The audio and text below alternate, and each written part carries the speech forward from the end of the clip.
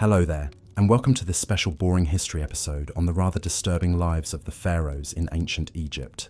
If you're looking for a calming and thought-provoking historical story to carry you off to dreamland, you've come to the right place. Before we begin our journey back in time, I'd love to know where in the world you're listening from and what time of day it is for you right now. Feel free to leave a comment and say hello. And if you enjoy this type of relaxing, educational content, be sure to hit that subscribe button so you never miss an episode. Alright, let's set the stage, shall we? Imagine a land of golden deserts, lush river valleys, and monumental temples and tombs that pierce the vivid blue sky. A civilization that endured for over 3,000 years, leaving an indelible mark on human history. At the center of it all were the pharaohs, the divine rulers who wielded immense power and prestige. But behind the glittering facade of riches and royalty, the lives of these god-kings were often steeped in darkness, obsession, and shocking practices that may be hard for us to fathom today.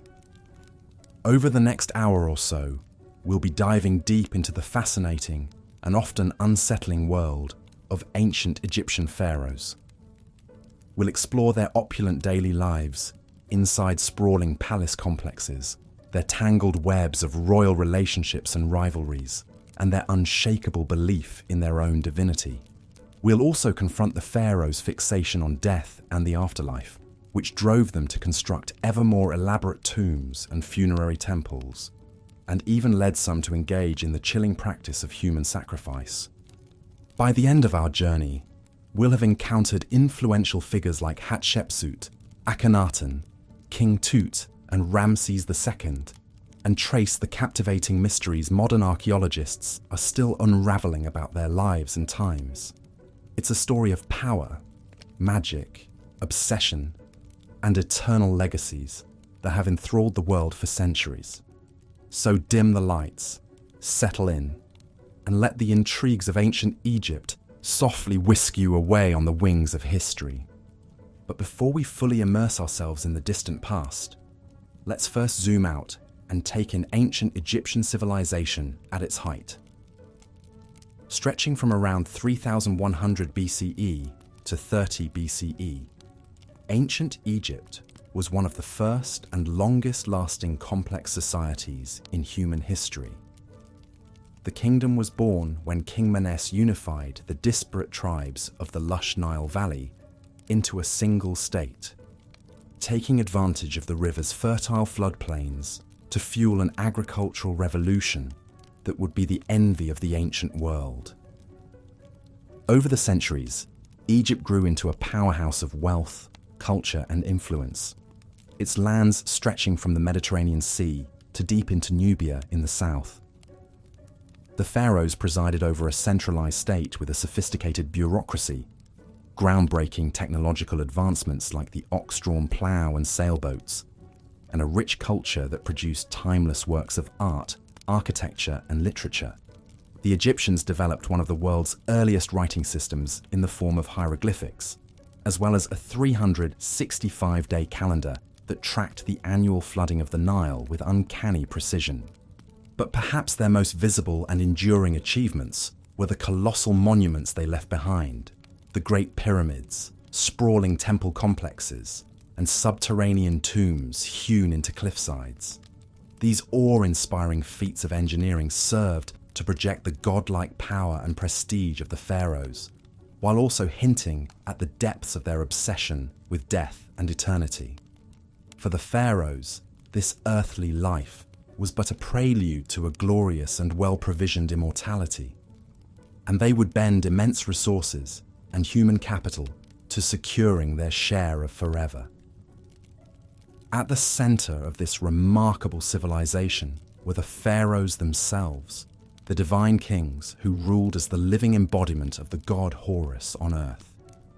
The pharaoh was the supreme authority in all matters of state, religion, and war, wielding a level of power and influence that would be almost unimaginable today.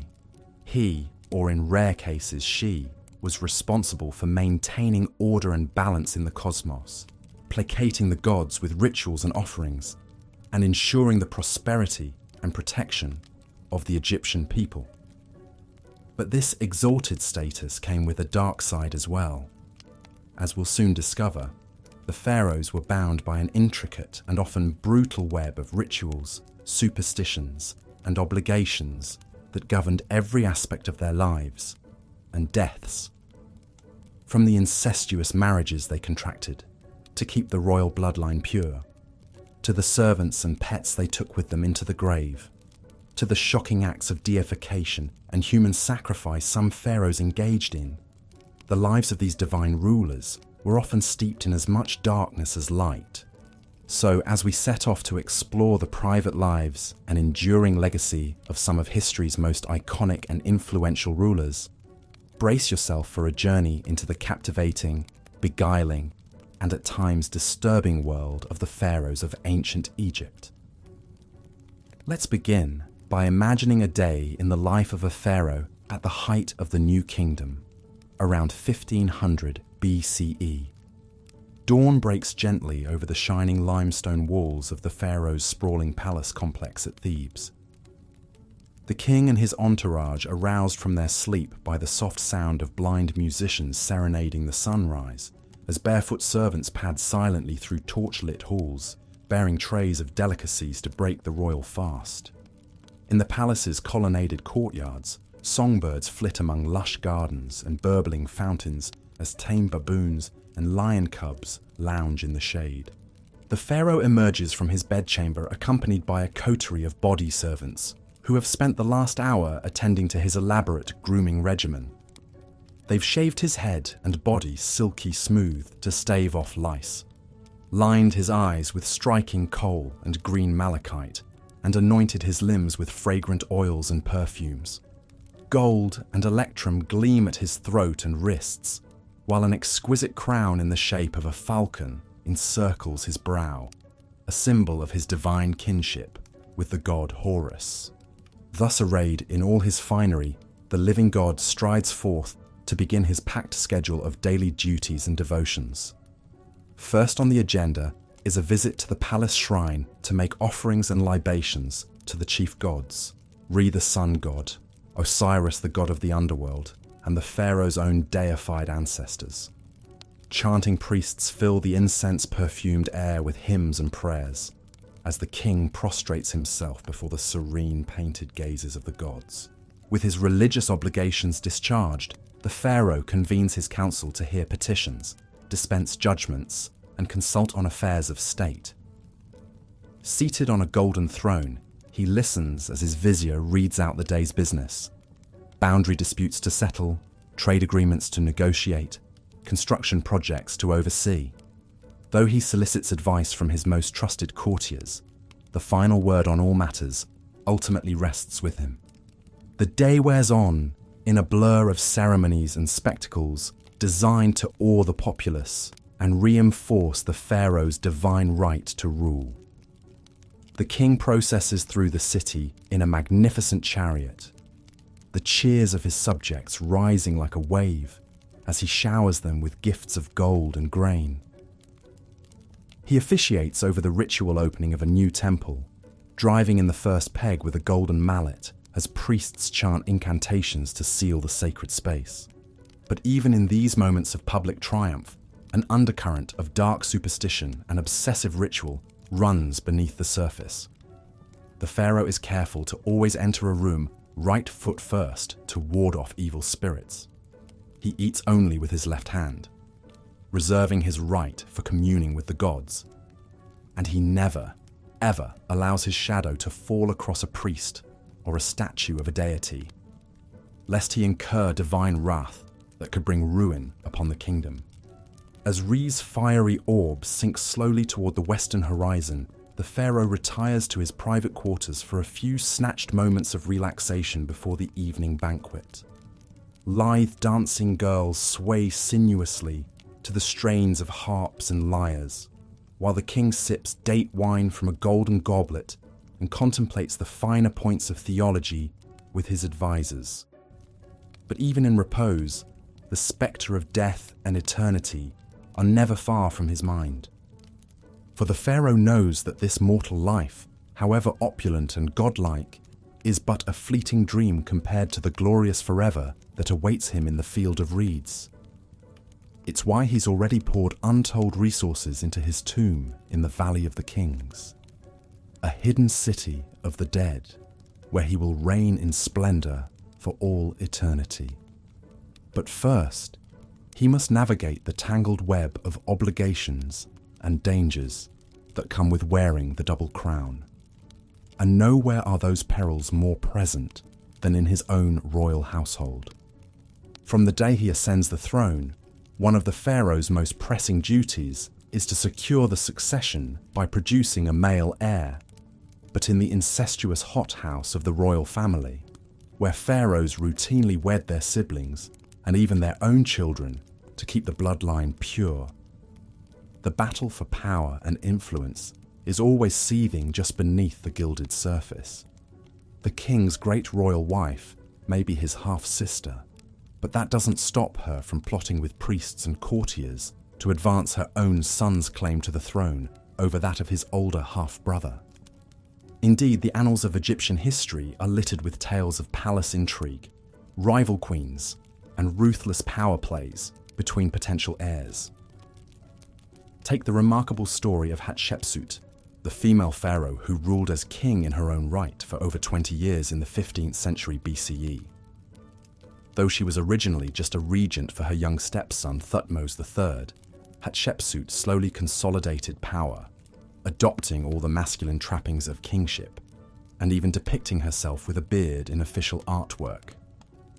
Or consider the shocking tale of the heretic pharaoh Akhenaten, who upended centuries of religious tradition by proclaiming the sun disk Aten as the one true god and outlawing the worship of all others. In his religious zeal, Akhenaten even changed his name from Amenhotep IV to reflect his devotion to Aten, moved the capital to a remote desert city, and persecuted the powerful priests of Amun. His reign was plagued by palace conspiracies and ended in disaster, with his young son Tutankhamun left to pick up the pieces. But perhaps the most disturbing example of how the pharaoh's godlike power could be abused is the practice of human sacrifice that was once disturbingly common in ancient Egypt.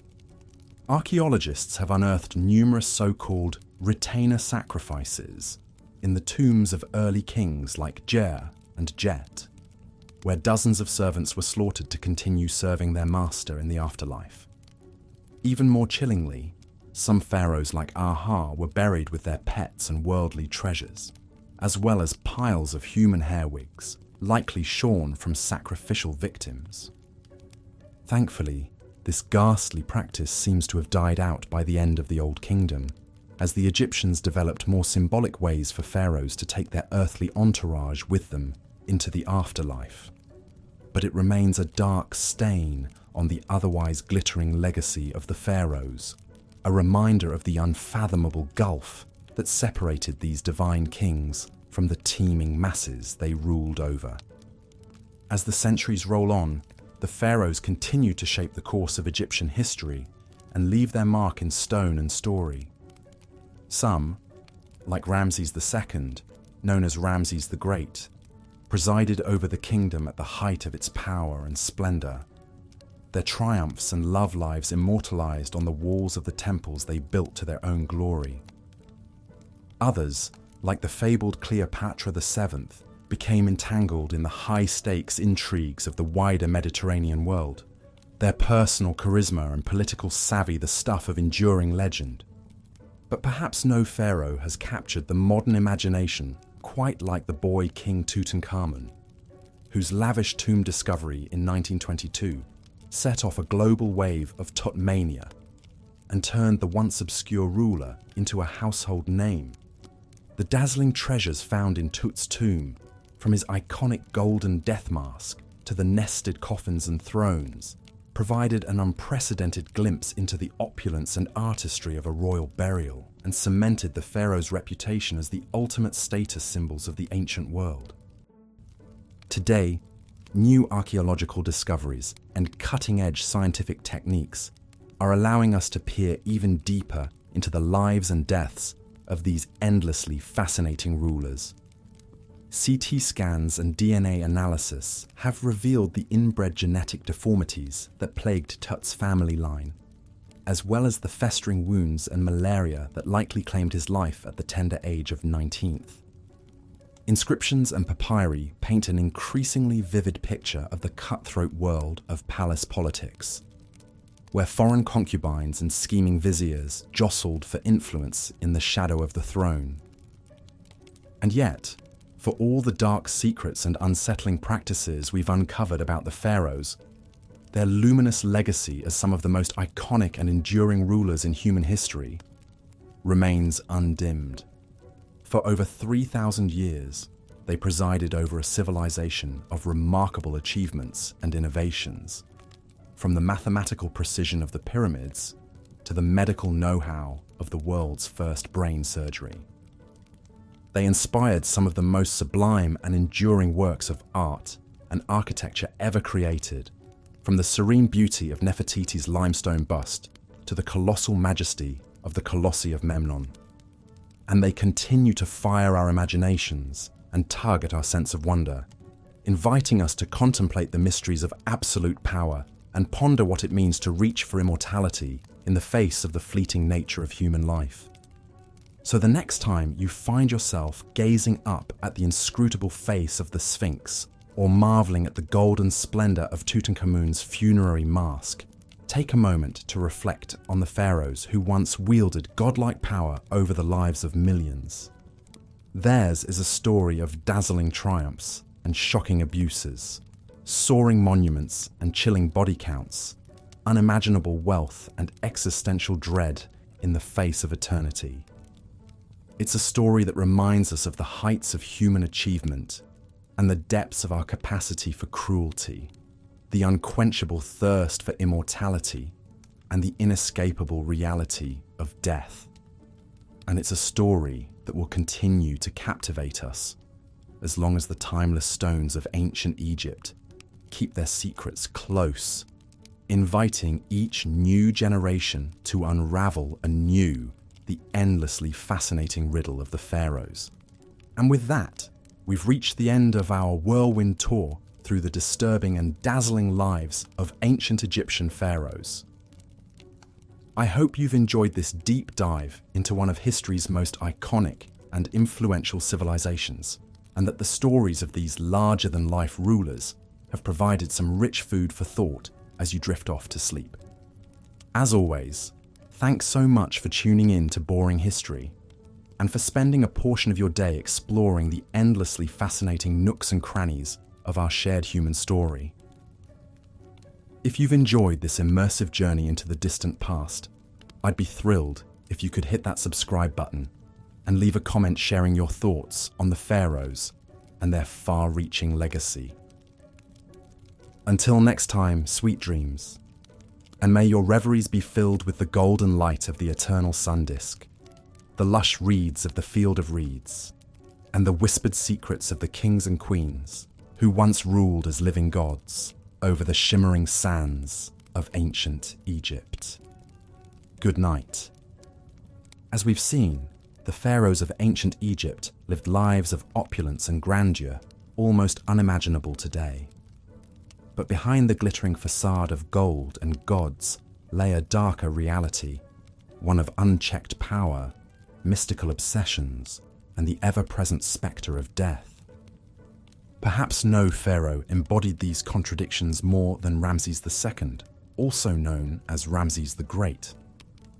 Ascending to the throne around 1279 BC, Ramses would rule for an astonishing 66 years.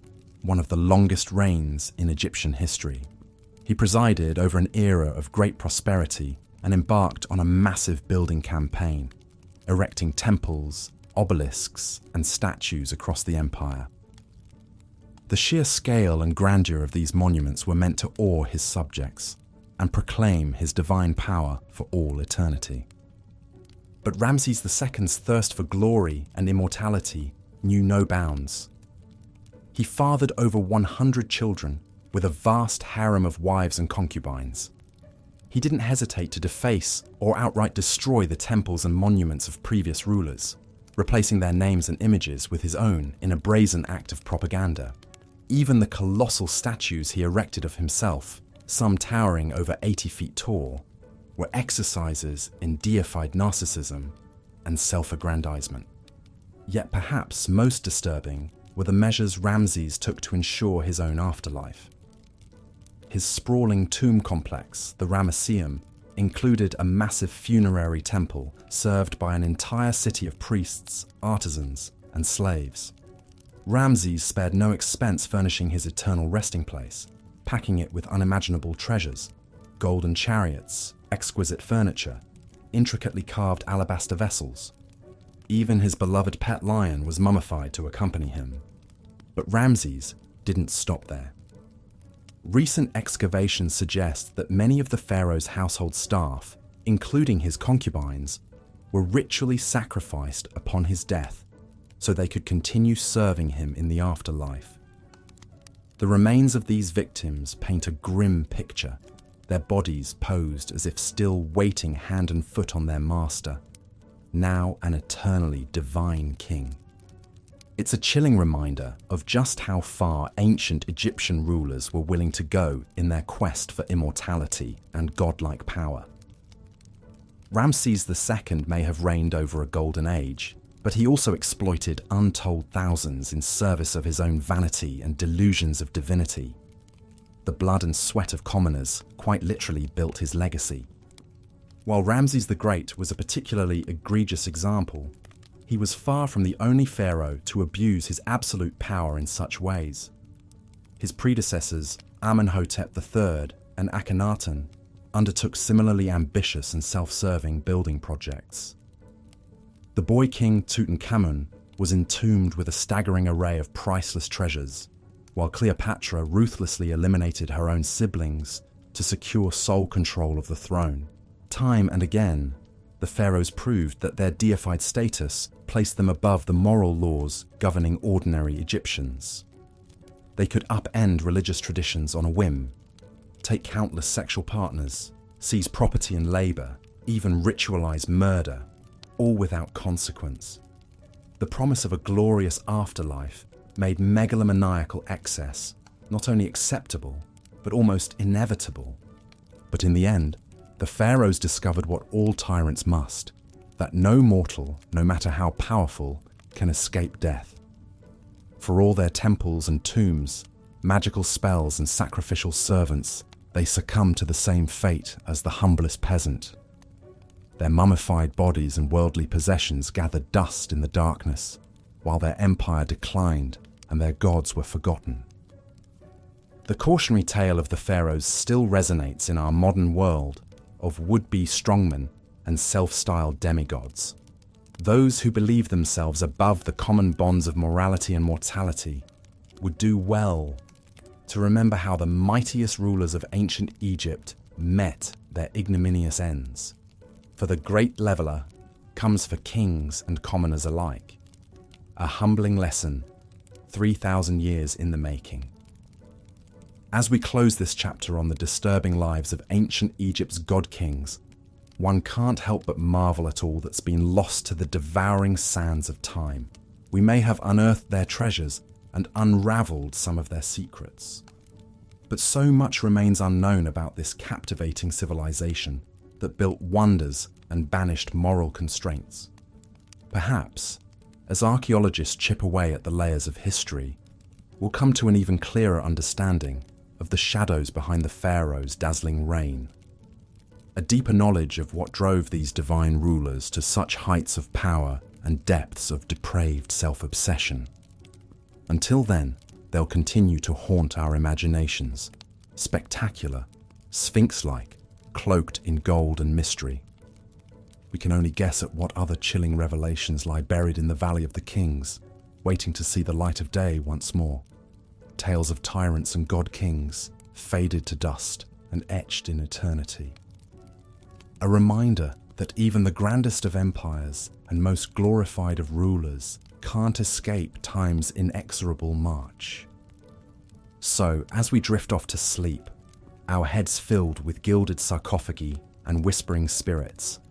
Let's ponder the enduring allure of these ancient royals who held the power of life and death, heaven and earth, in their manicured hands, and be thankful perhaps that their like will never walk among us again, divine, decadent, and undone by their own towering egos. The next morning would see the pharaoh embark on his daily routine of religious duties and governing.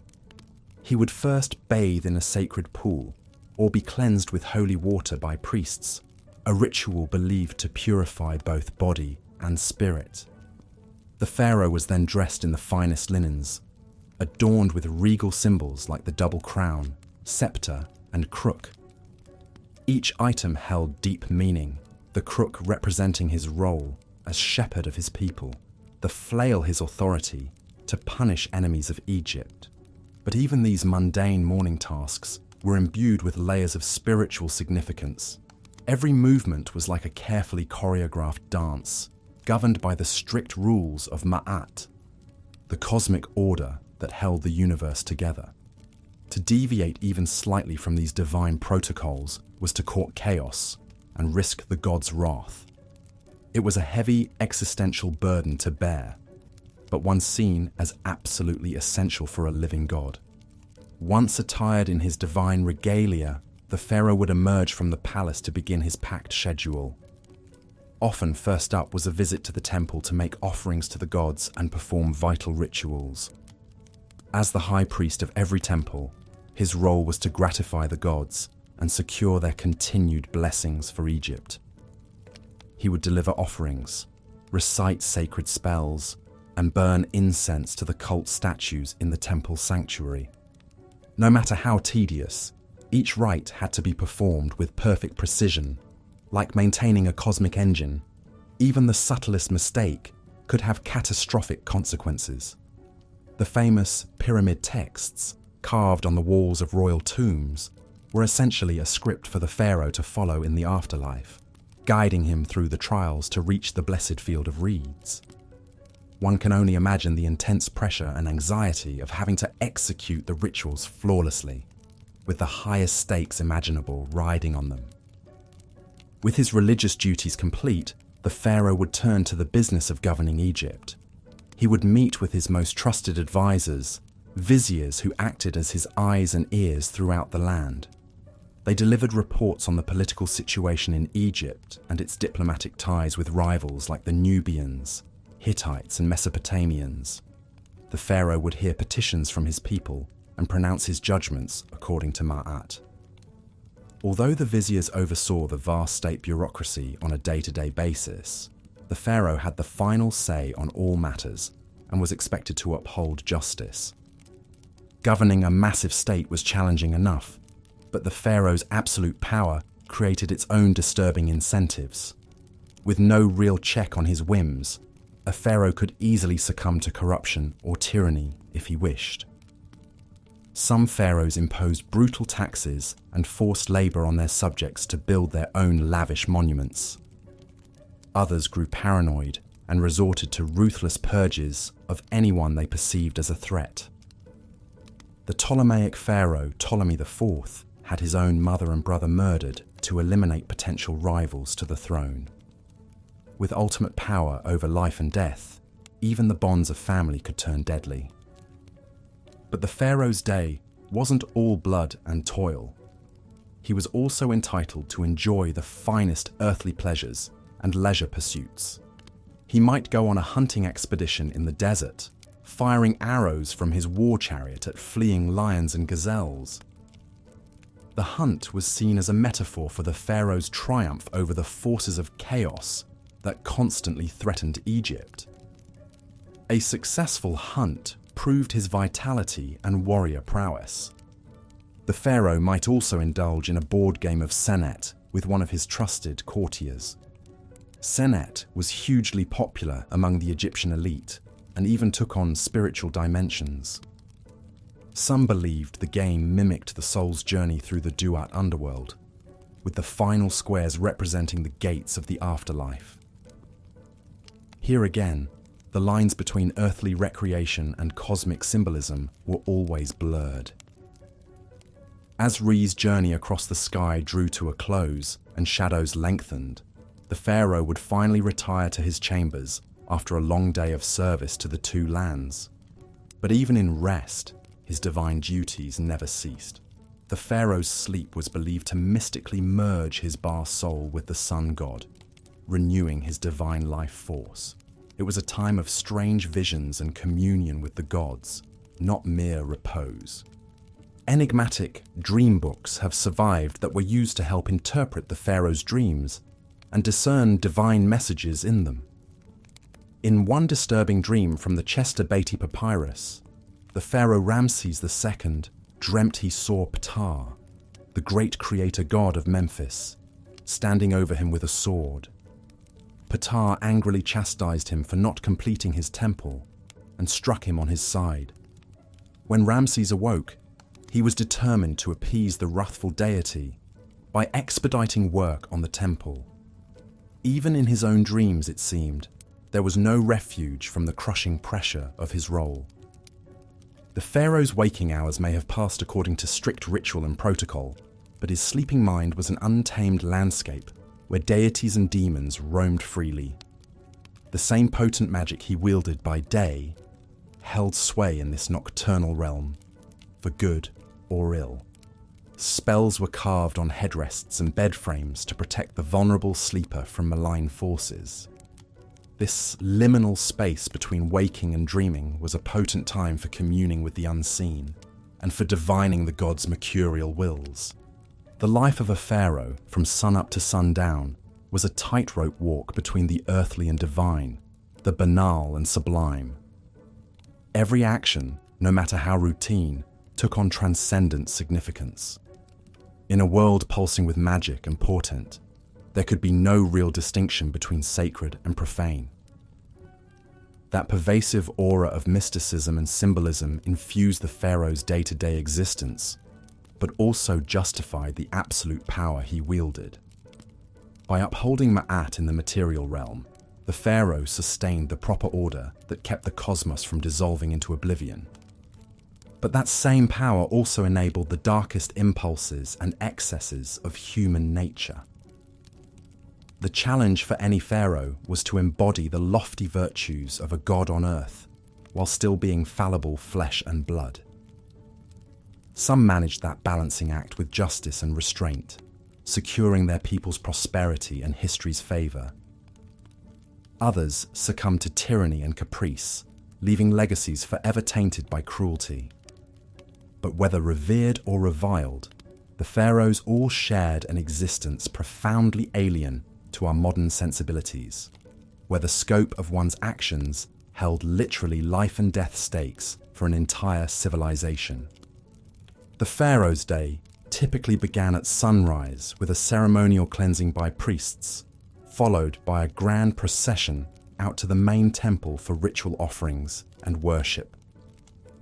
As a living god, this direct link to the divine was the pharaoh's most vital duty, necessary to maintain Ma'at.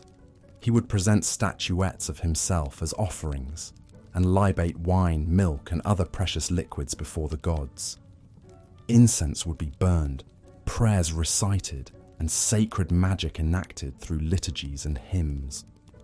After the morning rituals, the pharaoh would attend to the business of state, receiving ministers' reports, settling legal cases, and issuing decrees on everything from irrigation projects to mining expeditions. He would also engage in more ceremonial duties as the day progressed, from officiating over agricultural festivals to commissioning monumental building works in his name. The pharaoh's workday was interspersed with breaks for meals, recreation, and rest. Meals were sumptuous affairs, with the pharaoh entitled to the choicest cuts of meat, the freshest produce from palace gardens, and delicacies like honey, figs, and dates. Servants would swat flies with long fans and offer water to wash. Recreation might include hunting, board games like Senet, or watching performances by musicians, dancers, and acrobats.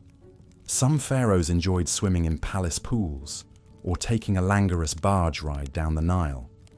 But even in leisure, there was little respite from ritual and responsibility. If the pharaoh opted for a pleasure cruise, it would be aboard a gilded barge hung with fluttering pennants, rowed by crews of servants as he relaxed under a canopy with his family and courtiers. If he retired to his harem for the evening, he was still expected to spend time with his great royal wife and produce heirs to secure the dynasty.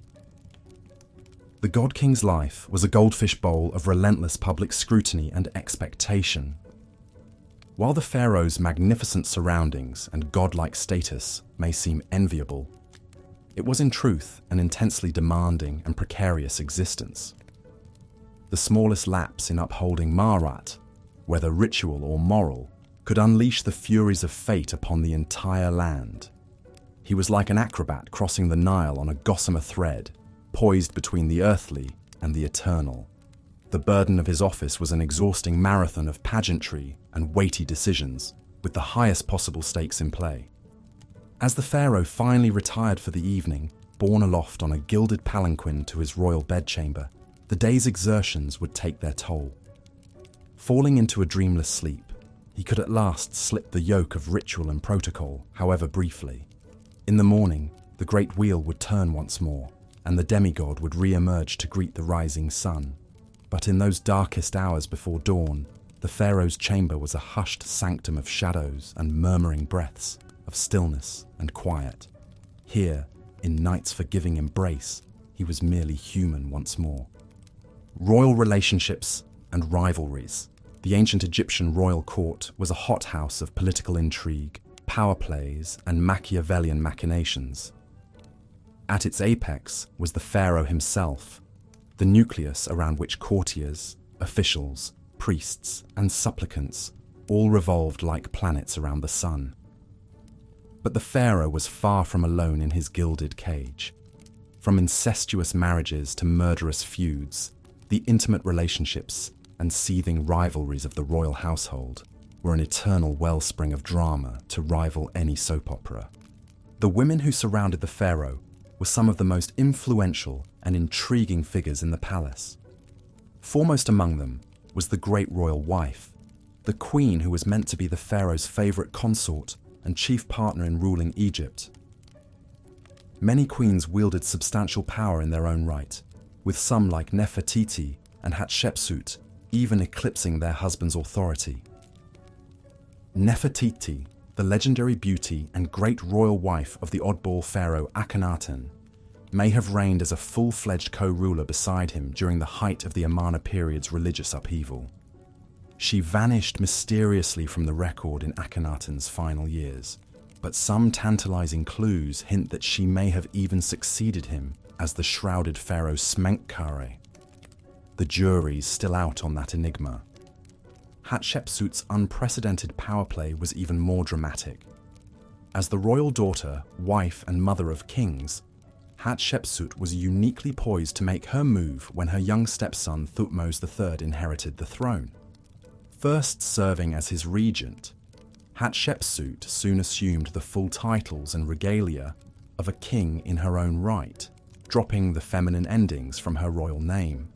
For over 2 decades, Egypt had a female pharaoh in all but anatomy, dominating a time of immense prosperity and monumental building. Only after her death did Thutmose III emerge from the shadow of his formidable stepmother. But being the pharaoh's chief wife and queen was no guarantee of an easy life. In a polygamous palace, the queen always had to stay on her toes to maintain her influence and guard against rivals.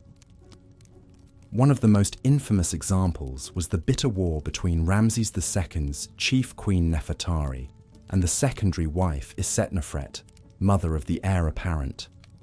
Court gossip gleefully chronicled how the two powerful women schemed ceaselessly against each other, using everything from lavish banquets to slanderous graffiti to sway the pharaoh's favor. The stakes in this Game of Thrones were immensely high, as queens vied to secure the succession for their own sons. Isetnofret ultimately triumphed, living to see her son Meneptah take the throne, but only after decades of cutthroat intrigue. Such vicious rivalries between a pharaoh's wives were par for the palace course. Incest was another queasy quirk of royal marriages, seen as essential to safeguarding the sacred bloodline. Pharaohs often married their sisters, daughters, and even mothers in an attempt to keep the royal lineage as pure as possible. The Greek Ptolemaic dynasty took this to extremes, with the family tree knotting back on itself in a snarled tangle of repeated incestuous unions. Cleopatra VII, the most famous Ptolemy of all, was actually the product of at least 3 generations of uninterrupted brother-sister marriages. Her family seemed to be competing to rack up the most convoluted incestuous relationships, with uncle-niece and even double-sibling matches thrown in for good measure. Ironically, all this incestuous inbreeding may have produced the genetic quirks and mental instability that ultimately doomed the dynasty. But incest in the royal family wasn't just a Ptolemaic phenomenon. It was an age-old custom dating back to the mythical origins of Egyptian kingship itself. The pharaoh was seen as the earthly embodiment of Horus, the divine son of Osiris and Isis, a brother-sister pair who also happened to be husband and wife. By emulating the gods' incestuous marriage, the pharaoh was upholding the cosmic order and literally following in the footsteps of the gods. Of course, such sibling marriages must have taken a heavy toll, both psychologically and genetically. The famous Tutankhamun was the sickly, short-lived product of an incestuous match between Akhenaten and his sister. His congenitally deformed foot and cleft palate point to the deleterious effects of inbreeding. But to the ancient Egyptians, purity of blood was far more important than genetic diversity. Incest was therefore not a taboo, but a sacred tradition. If rivalries between wives were vicious, those between potential heirs could be downright murderous. Primogeniture was not a hard and fast rule in ancient Egypt, meaning that any son or even daughter of the pharaoh could potentially make a play for the throne. This often led to cutthroat power struggles and grim succession crises as rival princes schemed to eliminate their competitors. One notorious example was Amenemhat I, the founder of the powerful 12th dynasty. An advisor to the previous king, Amenemhat launched a successful coup and had himself crowned as the new pharaoh. But his reign was plagued by constant conspiracies and assassination attempts, as rival factions jockeyed for power. His own harem even launched a shadowy plot against his life, creeping into the royal bedchamber with daggers drawn. Amenemhat only survived by the intervention of his loyal guards, fighting them off nearly naked. So shaken was Amenemhat by his brush with death that he took the unprecedented step of crowning his son, Senusret III, as co-pharaoh during his own lifetime. By securing the succession early, Amenemhat aimed to stave off further intrigues and smooth the transfer of power. Realpolitik trumped tradition. Amenemhat's instructions to his son, a treatise on effective kingship, reflect his embattled cynicism. Be on your guard against all subordinates because you cannot be sure who is plotting against you. Perhaps the ultimate example of a royal rivalry turned deadly was the grim fall of Ramses III, the last great pharaoh of the New Kingdom. Court records paint a sordid picture of a geriatric pharaoh with a harem of hundreds, riven by factionalism as rival wives schemed to put their sons on the throne. One wife, Tiye, hatched an audacious plot to assassinate Ramses and crown her son Pentuer in a coup. The conspiracy was uncovered at the 11th hour, but not before a bloody skirmish between guards loyal to Tiye and those protecting the pharaoh. In the end, Ramses' own throat was slit, likely by an assassin who wormed his way into the royal harem. The king lingered just long enough to appoint his designated heir and round up the ringleaders of the failed coup. In a grisly epilogue, the chief conspirators were forced to commit suicide, while the hapless Pentuer was brutally executed and denied proper burial. Even in death, royal rivalries refused to rest. Such ruthless intrigues and lethal power plays were all too common in the pharaoh's court, where the knives were perpetually out. Trust and loyalty were luxuries few could afford, with even family members potential enemies vying for position. Caught in this tangled web of shaky alliances and seething resentments, the pharaoh had to walk a razor's edge, vigilantly balancing factions while watching his own back. Heavy was the head that wore the double crown. Gods on earth, the pharaoh as divine ruler. More than mere monarchs, the pharaohs of ancient Egypt were living deities, straddling the boundary between the earthly and divine. Each pharaoh was seen as the embodiment of Horus, the falcon-headed sky god, and the son of the great sun god Re.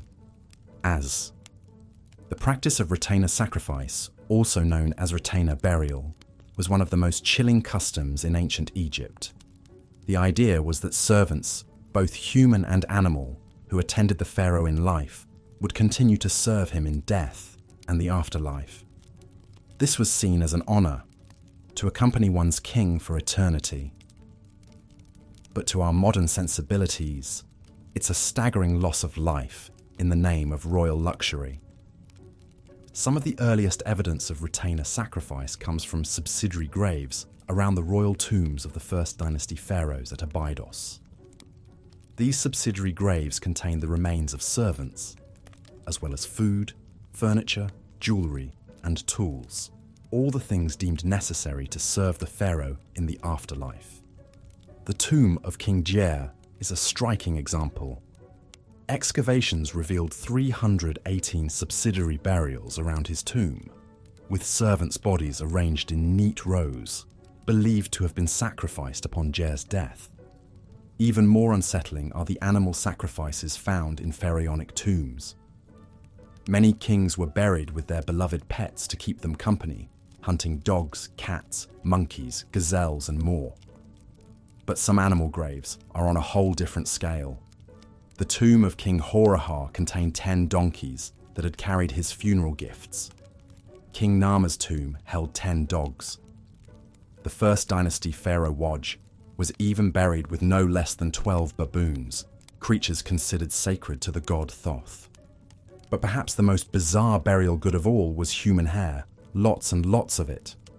Archaeologists uncovered a staggering 30 million animal mummies and 80 tons of human hair in a series of vast catacombs beneath the Temple of Anubis at Saqqara. Much of this hair is believed to have been shorn from servants and offered to the jackal-headed god of embalming as a plea for the deceased pharaoh's safe journey to the afterlife.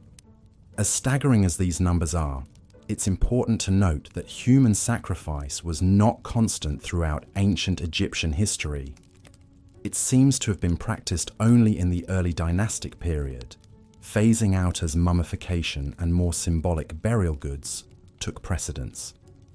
By the time of the New Kingdom, human sacrifices had disappeared, replaced by Shabti figurines meant to magically come alive and act as servants in the afterlife. Still, those early royal tombs with their grim galleries of subsidiary burials leave a lasting and haunting impression. They speak to the absolute power of the pharaohs and the value placed on their post-mortem comfort above all else. Even in death, the pharaohs commanded the living. Their sacred status meant their journey to the afterlife was all that mattered, no matter how many had to die to ensure it. This is perhaps best summed up by the inscription on the tomb of the 6th dynasty courtier, Reni the Elder. He proudly describes his role in building the royal tomb, saying, "His Majesty sent me to Ebet to bring the sarcophagus with its lid, and the costly, august pyramidion for the pyramid called Mernara Shines and is Beautiful of the Queen. I did it all in the completeness and exactness which His Majesty loves." The pharaoh's eternal resting place was paramount, sparing no expense, effort, or life. But not all pharaohs clung to these dark, sacrificial practices. The reign of Akhenaten, the controversial king who upended Egyptian religion by worshipping only the sun disk Aten, is notable for its lack of evidence of human sacrifice. Akhenaten moved the capital to a new city, Akhetaten, known today as Amarna. Here he built a royal tomb with no subsidiary graves, perhaps signaling a shift in funerary customs to match his religious reforms. However, Akhenaten's changes were short-lived. After his death, his son Tutankhamun and successors returned to the old gods and traditional practices. Tut's own famous tomb, discovered in 1922, was stocked with all the traditional grave goods and mummified remains of his several stillborn daughters. Though not sacrificed in the old way, these children still accompanied him to the afterlife as eternal reminders of his divine blood. And so, even as human sacrifice waned, the pharaonic obsession with the afterlife never did. The mummification process grew ever more elaborate, with pharaohs like Seti the Firm and Ramesses II going to their eternal rest in multi-room, hidden tombs filled with every earthly treasure. They were still meant to live forever as gods among the gods, even if their retinue of ghostly servants was now rendered in wood, clay, and stone, rather than flesh and blood. This enduring belief in the pharaoh's divinity, in earthly eternity attained, is perhaps their most lasting legacy. Long after their tombs were looted and bodies scattered, the pharaohs are still with us, resurrected in our history books and museum galleries. We still speak their names: Khufu, Nefertiti, Hatshepsut, Tutankhamun, and marvel at their monuments. They built for eternity, and in many ways they achieved it, though not as they might have imagined. For the pharaohs, eternal life was a given, a birthright of their divine status. For their subjects, the afterlife had to be earned through service, both in this life and the next. This fundamental divide, the chasm between the god-kings and the rest of humanity, is what makes their world at once so dazzling and so alien to our eyes. It was a world where one person, by accident of birth, could command the living and the dead, move mountains and rivers, and shape the very landscape of eternity. That was the power and the burden of the pharaohs, the sun-sons of ancient Egypt, who lived, ruled, and died as gods on earth. And yet, for all their power and splendor, the pharaohs were still mortal men and women. They suffered from the same human frailties: disease, injury, family drama, political intrigue. They just did so on a much grander scale, befitting their exalted status. This is perhaps what makes them so endlessly fascinating, so ripe for continual study and speculation. They were larger than life, but still life-sized. Untouchable gods, but still flesh and blood. In the end, maybe this is what draws us back again and again to the lives of the pharaohs. They built the pyramids and great sphinx, grand temples and hidden tombs, but they also loved their children, mourned their dead, and hoped for eternity. They were both extraordinarily powerful and extraordinarily human. And that, more than any monument or mummy, is their most enduring legacy. The reminder that even the most exalted among us are still one of us. Even a pharaoh, beneath the crowns and finery, the incense smoke and chanting priests, was still a person making their way in the world, looking ahead to the next. The ancient Egyptians believed that to speak the name of the dead was to make them live again. Perhaps then, we are all part of the pharaoh's afterlife, every time we tell their stories, ponder their lives, and marvel at their works. They built their tombs and pyramids to last till the end of time, and in doing so, they built themselves into the very bedrock of our history. The pharaohs may be gone, but they are not forgotten. They live on in our collective memory, as real and vivid as the paint on their tomb walls. And so we keep them, and their extraordinary, disturbing, dazzling world, alive, now and for all eternity. And so we lay the pharaohs to rest, as they were laid to rest so long ago, with reverence, with wonder, and with the whisper of their names echoing down through the ages. Sleep well, god kings and queens of the Nile. May your car endure your bar take flight, and your stories be told for all time. And thank you, dear listener, for accompanying us on this journey into the distant past. May the peace of the Pharaohs be with you, and may your dreams be as sweet as the lotus blossoms on the Nile. Good night. The immense power and influence wielded by the ancient Egyptian pharaohs is truly mind-boggling to contemplate, even thousands of years later. As both divine figures and absolute monarchs, these god-kings lived lives of luxury and excess that would be unimaginable to the average person. But hand in hand with their privileged status came a darker side, one full of deadly intrigues, power-hungry machinations, and disturbing practices that reveal the heavy burden and often twisted realities of sitting on the throne of Egypt. It was a gilded cage in many ways. Take, for example, the pharaoh's daily routine. While it may have been filled with the finest foods, servants attending to every whim, and leisurely pursuits like hunting, boating, and board games, it was also rigidly prescribed by religious duties and superstitious rituals. Every aspect was governed by a desire to maintain Mat, the proper order of the universe. So a pharaoh couldn't simply wake up and do as he pleased. There were temple rites to perform, offerings to make, and a pantheon of gods to appease. The Egyptians believed that the pharaoh had to carry out these rituals in order for the cycles of nature, like the life-giving Nile floods, to continue.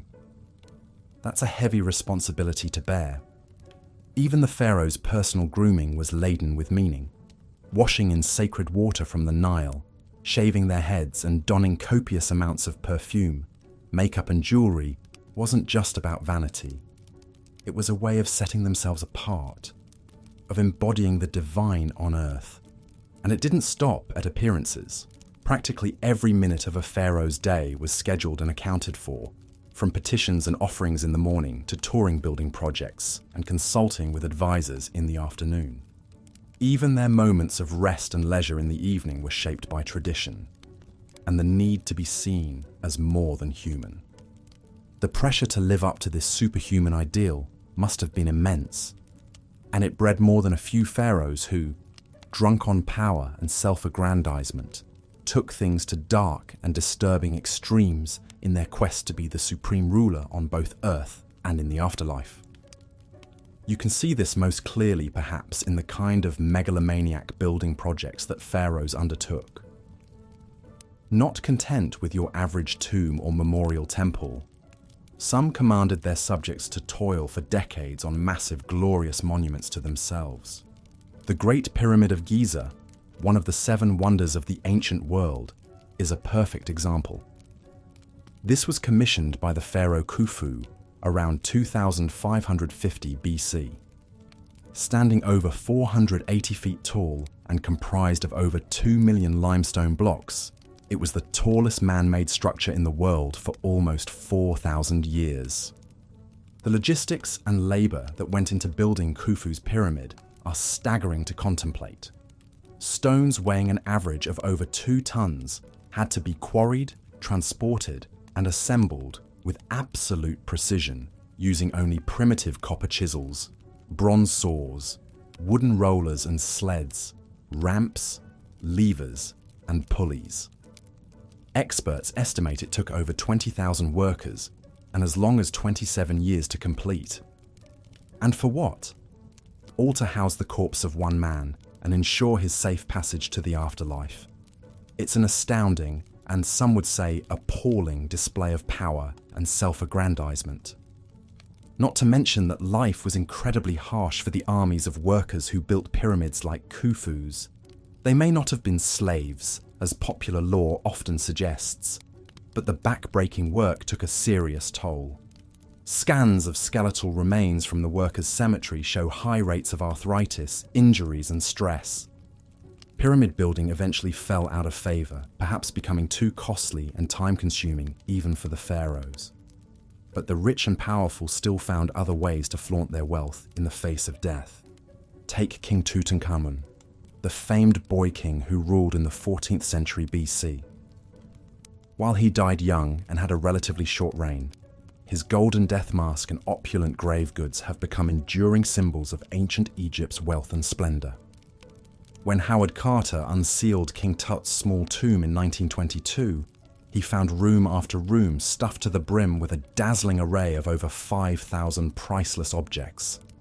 Golden shrines, jewel-encrusted chests, intricately carved furniture, chariots, clothes, perfumes, and even food and wine to sustain Tut in the afterlife. The sensational discovery ignited a wave of Tutmania around the world and introduced millions to the glories of ancient Egypt. But it also highlights the phenomenal excess enjoyed by the pharaohs, even the minor ones like Tutankhamun. Some rulers took it even further, burying loyal subjects with them to serve them in death as they had in life.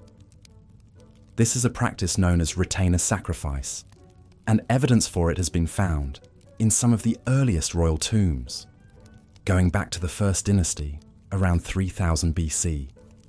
In tombs at the royal burial ground of Abydos, archaeologists discovered the remains of court officials, servants, and even dogs arrayed around the pharaoh's sarcophagus and subsidiary graves. It seems these unlucky attendants were sacrificed to continue their duties in the afterlife, a disturbing reflection of how much the pharaoh's power extended beyond the grave.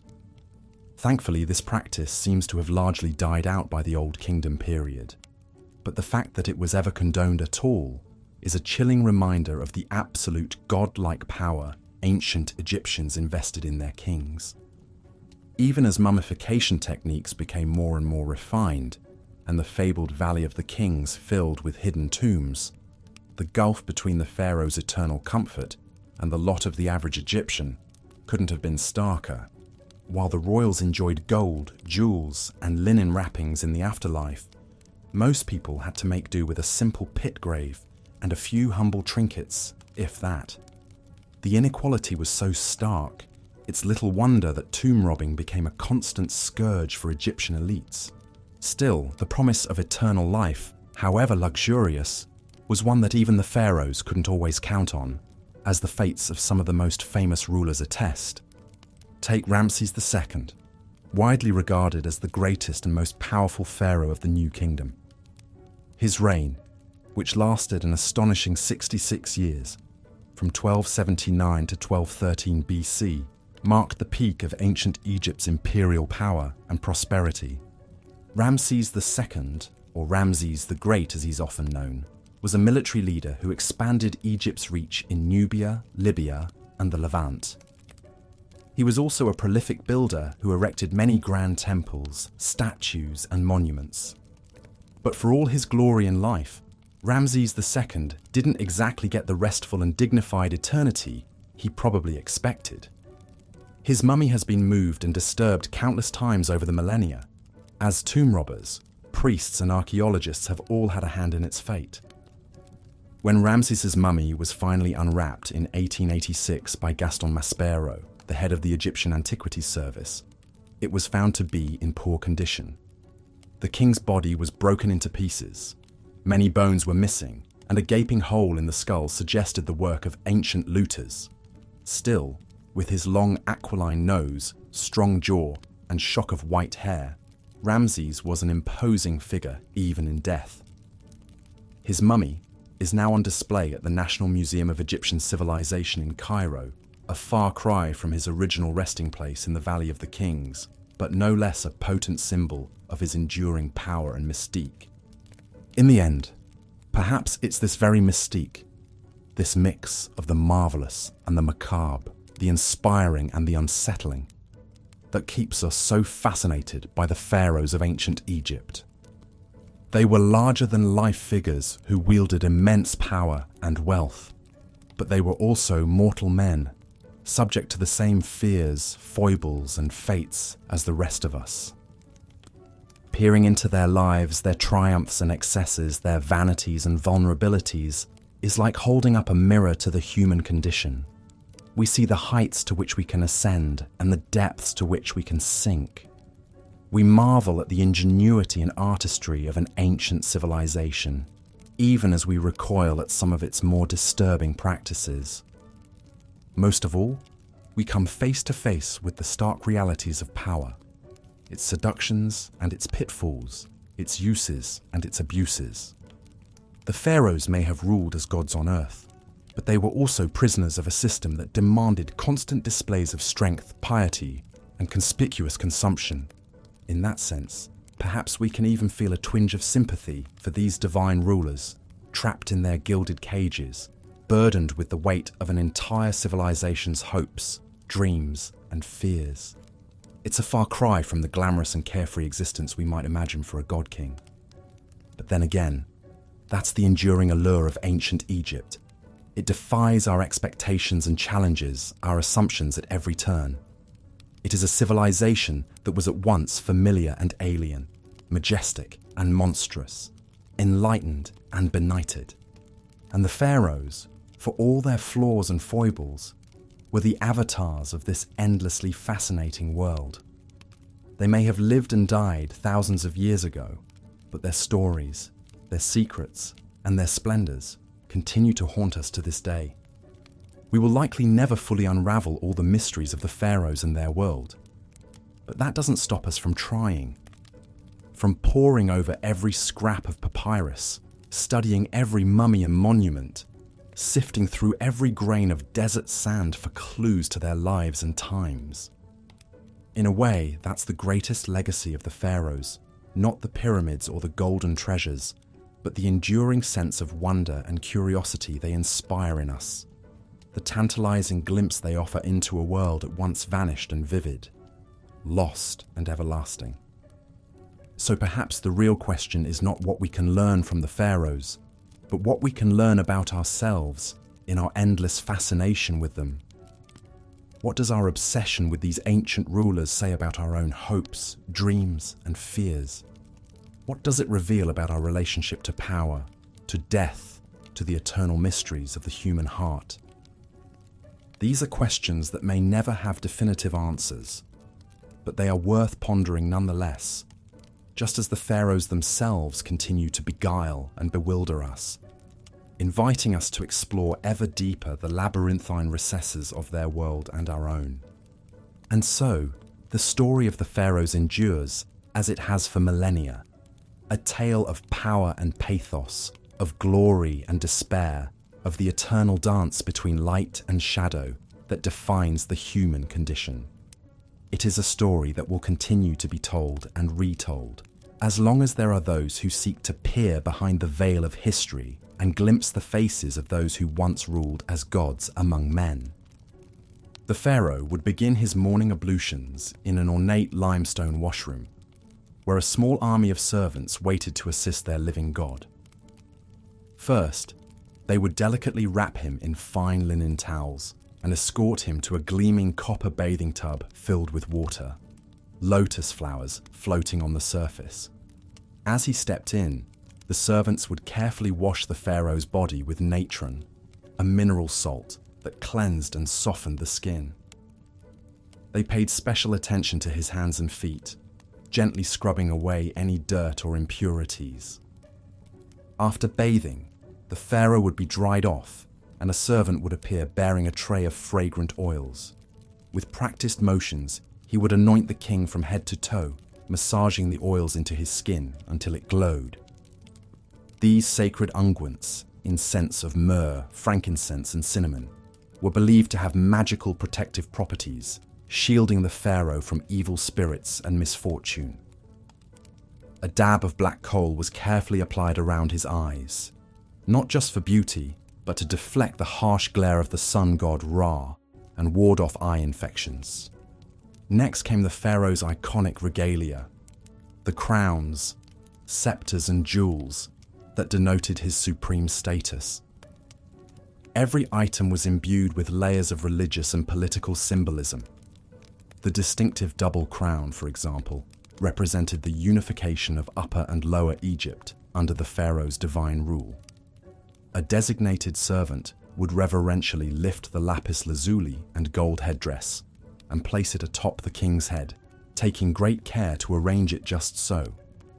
Then would come the crook and flail, implements of kingship often depicted crossed over the pharaoh's chest in art and sculpture. The crook symbolized his role as shepherd of his people, while the flail represented his ability to mete out punishment to enemies of the state. Once adorned, the pharaoh would emerge from his chambers to greet the day, a glittering vision inspiring both reverence and terror. But this was only the beginning of a grueling daily routine that left little room for rest. First on the agenda was worship and offering rituals at the temple, where the pharaoh would honor the gods and elevate his own divine status. At the heart of every Egyptian temple was the inner sanctum where a statue of the chief god resided. Only the pharaoh and the high priests were allowed to enter this sacred space and perform the daily rites. The king would prostrate himself before the god's image, reciting prayers and burning incense. He would present lavish offerings of food, drink, clothing, and jewelry, symbolically giving the god all the best produce of the land. In return, the deity would bestow divine favor and protection on Egypt and empower the pharaoh to rule wisely and defeat his enemies. This sacred transaction between the king and the gods was the bedrock of Egyptian cosmic order. But it was also a daily reinforcement of the pharaoh's precarious position. His people believed his piety and right conduct literally sustained the cycles of the sun, the Nile floods, and the agricultural bounty of the kingdom. It was a heavy responsibility to shoulder day in and day out. With his religious duties complete, the pharaoh would begin the real work of governing, a task he largely delegated to his most trusted advisors. The pharaoh's prime minister, known as the vizier, oversaw the sprawling administrative apparatus that kept the kingdom running smoothly. A huge bureaucracy of scribes, tax collectors, and local officials managed everything from recording the Nile flood levels and grain harvests to dispensing justice in the courts. But the pharaoh was expected to take an active role in decision-making on key issues like diplomacy, trade, and monumental building projects. He would consult with his advisors in an audience chamber, seated on a golden throne flanked by statues of the falcon god Horus and the cobra goddess Wadjet. Painted on the walls around him were scenes of the pharaoh smiting foreign enemies and offering to the gods, potent reminders of his larger-than-life duties. Seated at his feet on a dais would be his great royal wife, the queen who bore the next heir to the throne. The vizier and other courtiers would bow low before the royal couple, hands raised in supplication, awaiting their orders. Messengers and petitioners would be ushered in to deliver reports on the state of the kingdom or beg boons from the pharaoh. There might be disturbing news of a military skirmish at the border requiring the king to marshal his armies, or a request to send aid to a region facing drought and famine. Diplomats from foreign lands would present tribute and tokens of respect in exchange for trade concessions and treaties. The pharaoh would hear each matter in turn, consulting with his advisors and rendering judgments with an authority that could not be questioned. Even in his leisure time, the king was performing his royal role. He would go on ceremonial hunting expeditions in the desert, firing arrows at lions and other big game from a speeding chariot. This was a demonstration of his physical prowess and mastery over the wild forces of nature. Important propaganda in a world where might made right. He would also preside over jubilant religious festivals, like the Opet festival celebrating the link between the pharaoh and the great god Amun-Ra. In a spectacular river procession, the pharaoh would accompany statues of the Theban triad of gods on a barge sailing down the Nile, as huge crowds thronged the banks to cheer them on. At the end of a long day, the pharaoh would retire to his private quarters, where he might indulge in more earthly pleasures. Many kings kept harems of secondary wives and concubines, in addition to their great royal wife. These women lived in a separate palace area, visited by the pharaoh whenever he desired. Some pharaohs, like Amenhotep III and Ramses II, had over 100 children from multiple wives, an extensive royal brood seen as a sign of the king's virility and divine favor. But even in these intimate moments, there was no escaping the religious and ritual significance woven through every aspect of the pharaoh's life. Having intercourse with his wives wasn't just a sexual act. It was a sacred rite, reenacting the creation of the cosmos by the gods. The pharaoh was expected to perform in the bedroom just as he did on the throne and the battlefield. And the women who shared his bed, while pampered and privileged, also faced intense pressure to produce royal heirs, preferably sons. The stakes were high in a world where the succession of divine kingship was paramount. As the pharaoh drifted off to sleep, no doubt exhausted by the burdens of his exalted station, he could only hope that his efforts had pleased the gods and kept the forces of chaos at bay for another day. Tomorrow would bring new challenges, new opportunities to prove his worth as the living embodiment of divine order on earth. It was a relentless cycle, but one that each pharaoh was born and raised to fulfill, no matter the cost. Such was the disturbing life of these god-kings who ruled over ancient Egypt for 3,000 years. Of course, even the most revered pharaohs were only human under all the divine trappings, and behind the palace walls, royal family drama seethed, often with devastating consequences. Rivalries between a pharaoh's wives were common, as each competed to have her son named heir to the throne. These feuds took on legendary proportions in some cases, like the rivalry between Ramses II's wife Nefertari and his secondary consort Isetanofret. Nefertari, whose beauty and influence were so great she was known as the one for whom the sun shines, had borne Ramses several sons, but none had survived to succeed him. Isetanofret saw her chance to install her own son, Meneptah, as crown prince, and worked to undermine Nefertari at every turn. The struggle came to a head when Nefertari's tomb was vandalized, her image hacked out of the wall reliefs in a blatant attempt to erase her from history and memory. Many suspected Isetanofret was behind the desecration, though nothing could be proven. In the end, despite Nefertari's unrivaled status, it was Isetanofret's son Merneptah who took the throne after Ramses' death.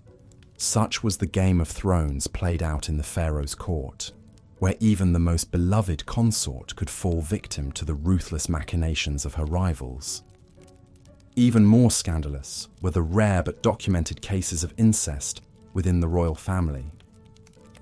The pharaohs believed their divine blood had to be kept pure at all costs, even if that meant marrying their siblings or even their own children. This practice may have reached its disturbing apex with the curious case of Akhenaten, the rebel pharaoh who upended centuries of religious tradition by proclaiming the sun disk Aten as the one true god. Akhenaten was already a strange and enigmatic figure, depicted in art with an elongated skull, spindly limbs, and feminine hips that have long puzzled scholars. But even more shocking was his unconventional choice of chief wife and queen, his own daughter, Ankhesenamun. Archaeological evidence suggests Ankhesenamun was born to Akhenaten and his first wife, Nefertiti, when they were both very young, perhaps as young as 12 years old. She would have grown up in her father's sprawling new capital city of Amarna, a surreal landscape dominated by the towering temples of the Aten sun disk. As she blossomed into a young woman, Ankhesenamun caught the eye of her father, who by then had proclaimed himself the living incarnation of the Aten and banned the worship of all other gods. In a move that must have scandalized the court, Akhenaten took his teenage daughter as his great royal wife, the pharaoh's consort who would rule by his side and bear his children. The union was immortalized in a series of intimate portraits carved into Amarna's limestone cliffs, showing the couple locked in romantic embraces, their bodies intertwined. These scenes, almost pornographic by ancient Egyptian standards, suggest an erotic charge to the relationship that went beyond mere dynastic calculation. What Ankhesenamun herself thought of her fate, we can only imagine. As a royal princess, she would have had little say in the matter. Ankhesenamun herself thought of her fate, we can only imagine. As a royal princess, she would have had little say in the matter. The marriage produced at least 2 daughters, but no surviving sons to inherit Akhenaten's throne. When the heretic pharaoh died after a 17-year reign, the Amarna experiment died with him. The old gods were restored, his capital abandoned, and his name erased from the king lists. The young widow Ankhesenamun vanished from the record. Her astonishing story buried until Amarna's ruins were rediscovered in the early 20th century. She has since become an object of fascination and speculation for historians, a symbol of the disturbing lengths to which some pharaohs would go to protect their godly bloodlines. Such was the strange and secretive world of the pharaoh's royal family, a hothouse of intrigue and power struggles played out against the backdrop of divine kingship. The pharaoh may have been worshipped as a god on earth, but he was also a man with all too human appetites and frailties, and those closest to him, the women and children of his household, often paid the highest price for their proximity to power. From incestuous marriages to murderous rivalries, the private lives of the pharaohs were every bit as dramatic and disturbing as their public reigns. But for all the darkness and dysfunction lurking behind palace walls, the pharaohs never lost sight of their ultimate obsession, their own divinity and immortality. From the moment they took the throne, every pharaoh was already planning for the moment they would leave it and ascend to join the gods in the eternal afterlife. And no pharaoh undertook this quest for immortality more assiduously or on a grander scale than the builder of the Great Pyramid of Giza, the legendary Khufu. Ruling in the 4th dynasty of the Old Kingdom, around 2550 BCE, Khufu was the son of the pharaoh Sneferu, who had pioneered pyramid building with his innovative bent and red pyramids. But Khufu was determined to outdo his father and erect a monument that would stand the test of eternity.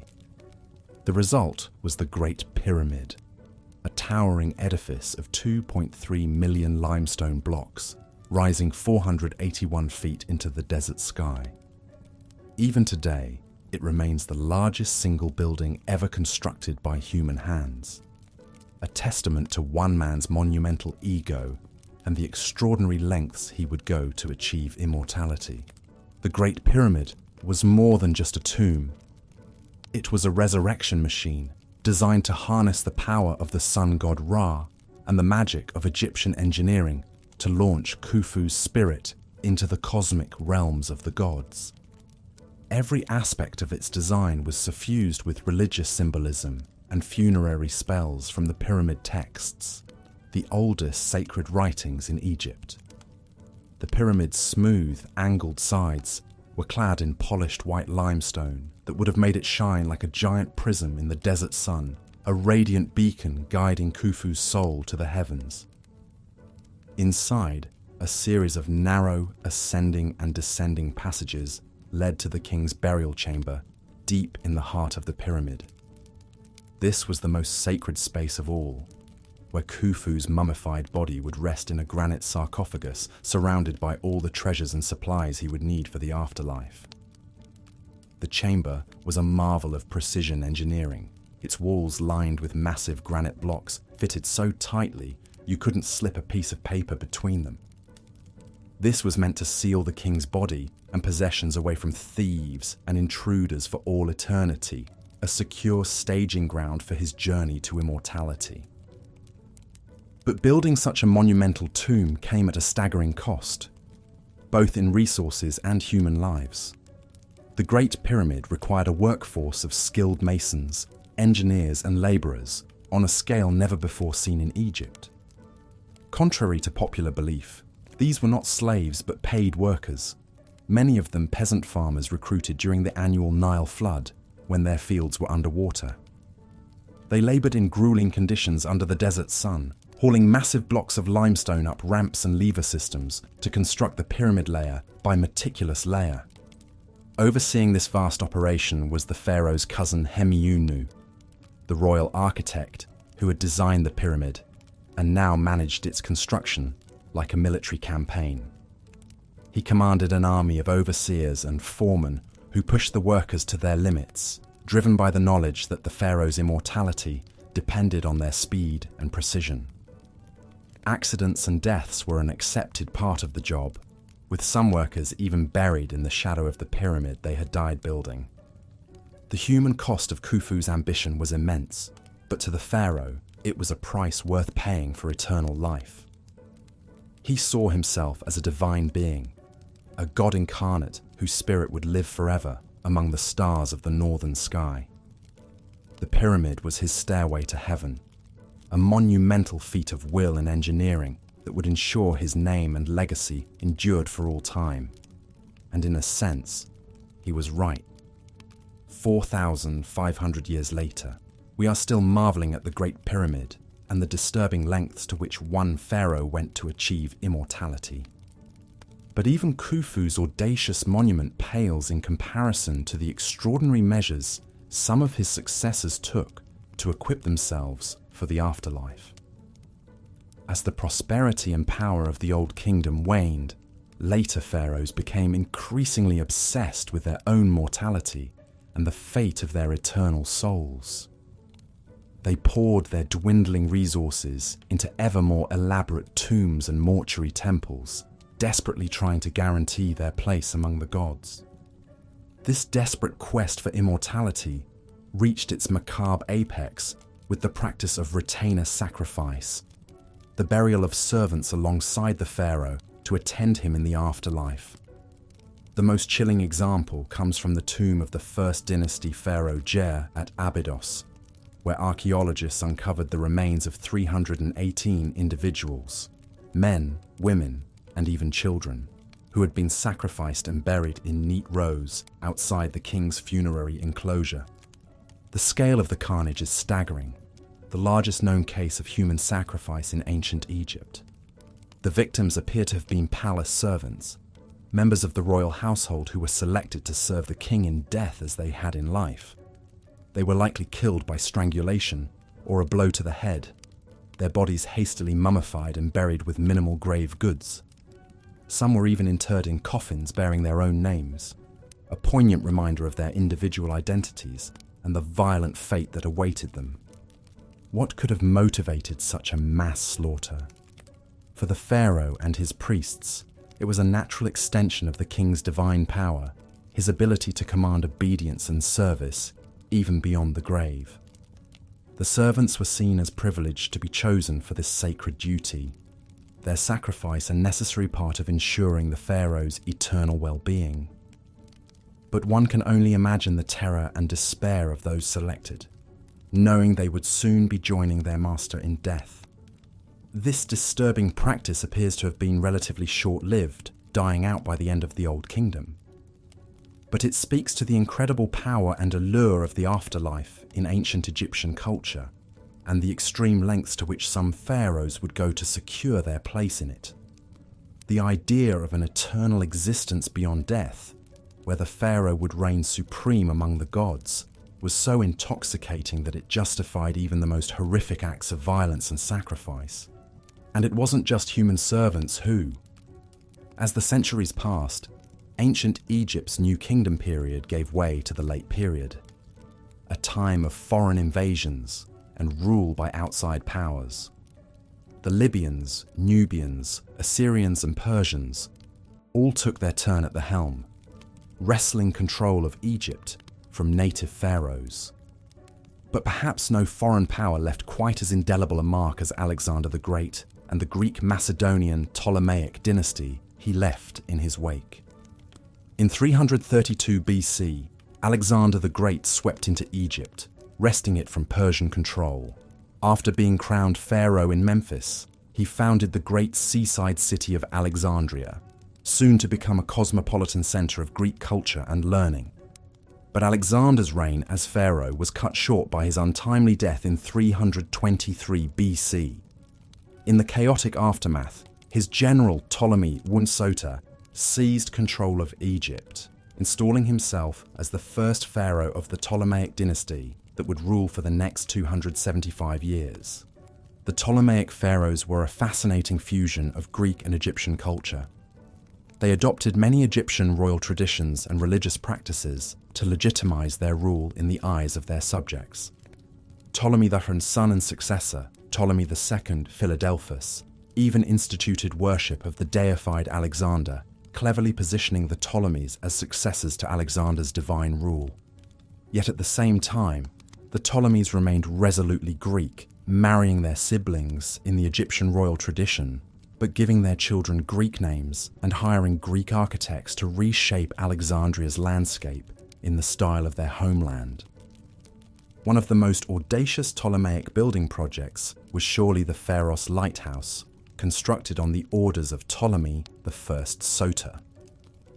Standing an astonishing 330 feet tall, this wonder of the ancient world guided ships into Alexandria's harbour with its blazing fire at night. The Ptolemies also built grand temples in the traditional Egyptian style, like the Temple of Horus at Edfu and the Temple of Isis on the island of Philae. But they added their own Greek flourishes, inscribing their names in hieroglyphs, but also Greek on temple walls. The most famous Ptolemaic pharaoh of all was of course Cleopatra VII, the last pharaoh of ancient Egypt. But the Ptolemaic dynasty's notorious incestuous marriages produced more than one ambitious, powerful queen over the centuries. Take Berenice II, wife of Ptolemy III Euergetes. When her husband left to fight in the Third Syrian War in 246 BC, Berenice vowed to the goddess Aphrodite that she would cut off her long, luxurious hair if Ptolemy returned home safely. And she made good on her promise, placing her shorn tresses in Aphrodite's temple. The hair later mysteriously vanished, but court astronomer Conon of Samos, perhaps trying to get back in the queen's good graces, claimed that Aphrodite had been so touched by the offering that she placed Berenice's hair in the sky as the constellation Coma Berenices, or Berenice's hair. The Ptolemaic pharaohs were also no strangers to court intrigues and power struggles. One of the most dramatic examples came after the death of Ptolemy IV in 204 BC.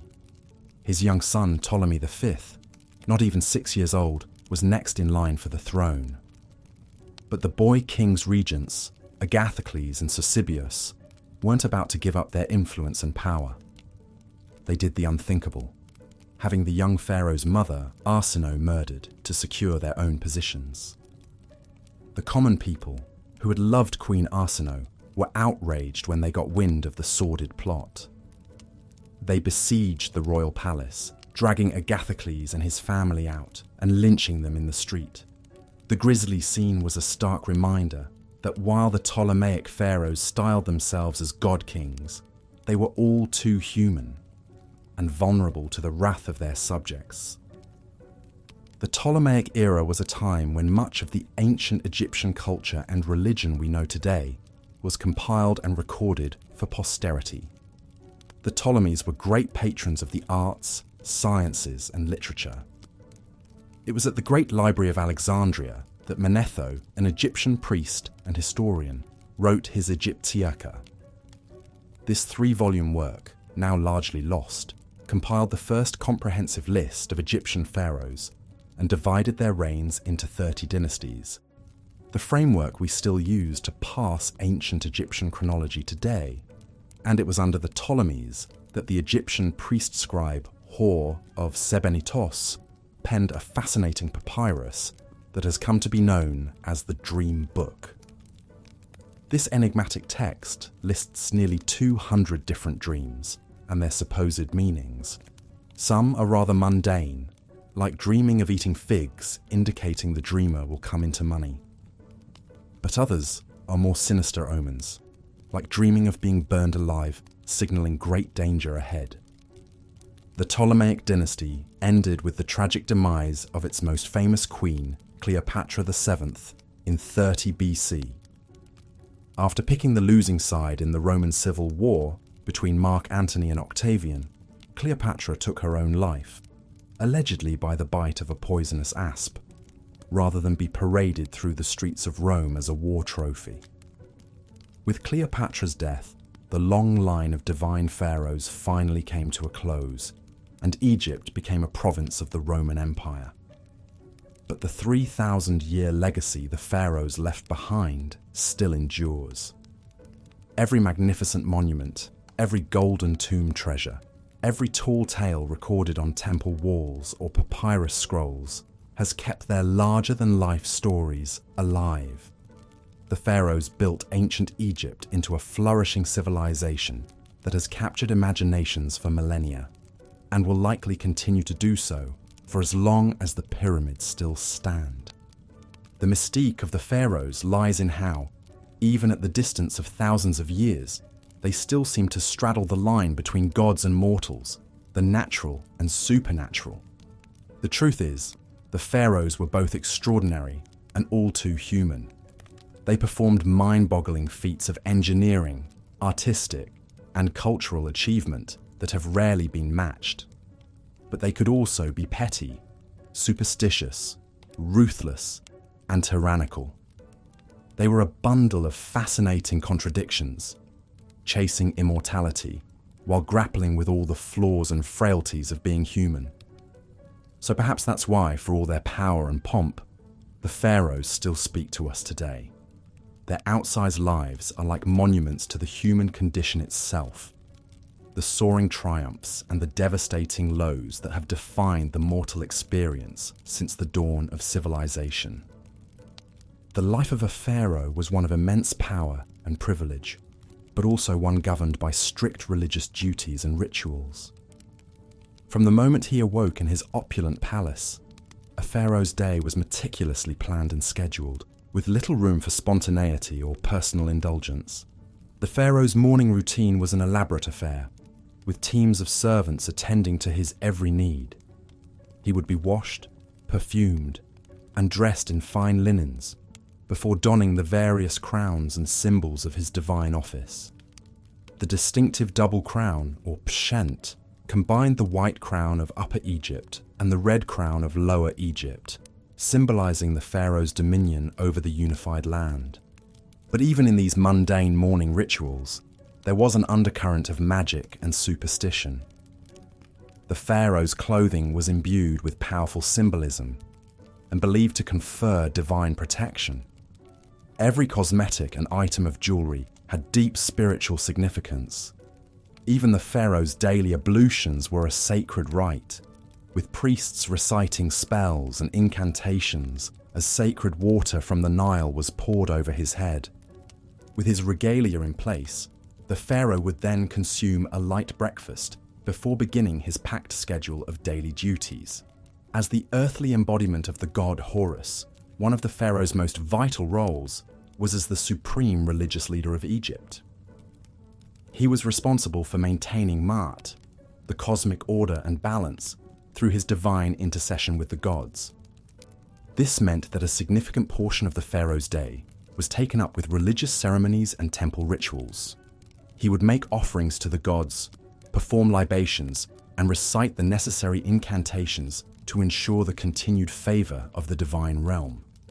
These rituals were not just symbolic, but were believed to have a real and tangible impact on the prosperity and stability of Egypt. But the pharaoh was not just a religious figurehead. He was also the supreme political ruler of one of the most powerful empires of the ancient world. After his religious duties were complete, he would hold court and meet with his advisors to discuss matters of state. The pharaoh had the final say on all issues of law, taxation, trade, and foreign policy. He would also hear petitions from his subjects and dispense justice as he saw fit. The concept of Ma'at extended to social order as well as cosmic balance, and the pharaoh was the ultimate arbiter of this earthly harmony. His word was quite literally law, and his judgments were considered infallible and incontestable. However, even with all of these weighty responsibilities, the pharaoh still had time for leisure and pursuits befitting his exalted status. He might go hunting in the lush marshes along the Nile, or enjoy a sumptuous banquet with his courtiers and foreign dignitaries. Some pharaohs, like Amenhotep II, were known for their athletic prowess and would showcase their skills in archery or chariot racing. But even in these moments of relaxation, the pharaoh was never truly at ease. His life was governed by a strict code of behavior and a constant awareness of his divine role. Every action, every word, every decision was freighted with meaning and consequence. And beneath the surface of this gilded existence lurked a darker undercurrent of superstition, magic, and brutality. The pharaoh may have been the most powerful man in Egypt, but he was also the most vulnerable to the capricious whims of the gods and the machinations of his enemies. Jealous rivals, both within the royal family and among the nobility, constantly plotted and schemed to overthrow him. Sorcerers and magicians employed curses and hexes to bring about his downfall. Even the common people, though they revered the pharaoh as a living god, could turn against him if they felt he had failed in his divine duties. To protect against these myriad threats, both real and supernatural, the pharaoh relied on a complex web of magic and ritual. He wore amulets and talismans imbued with protective spells, and his food and drink were tested for poison by trusted servants. His palace was warded against evil spirits, and his bedchamber was guarded by the most loyal and fearsome of his warriors. But even with all of these precautions, the life of a pharaoh was a precarious one. The annals of Egyptian history are filled with the stories of pharaohs who met untimely and often gruesome ends, from assassination and warfare to disease and dark sorcery. In the end, the pharaoh was as much a prisoner of his divine role as he was its beneficiary. For all of his power and privilege, he was ultimately a slave to the crushing weight of tradition, superstition, and the unyielding expectations of his gods and his people. The life of a pharaoh was indeed a gilded cage, opulent and glittering on the outside, but constricting and suffocating within. And yet, for all of its dangers and drawbacks, the allure of the pharaonic crown was an irresistible one. The chance to wield such godlike power, to shape the course of an empire, to have one's name etched into eternity, these were temptations that few could resist. And so the cycle continued, from one pharaoh to the next, each one striving to outdo his predecessors in grandeur and glory, even as the shadow of mortality and the fickle favour of the gods loomed ever larger. Such was the burden and the blessing of the pharaohs, the god-kings of ancient Egypt, whose lives and legacies continue to fascinate and enthrall us to this day. But the pharaonic crown was a heavy one, both literally and figuratively. The great golden headdresses and crowns worn by the pharaohs could weigh up to 5 pounds, a physical reminder of the weighty responsibilities they carried.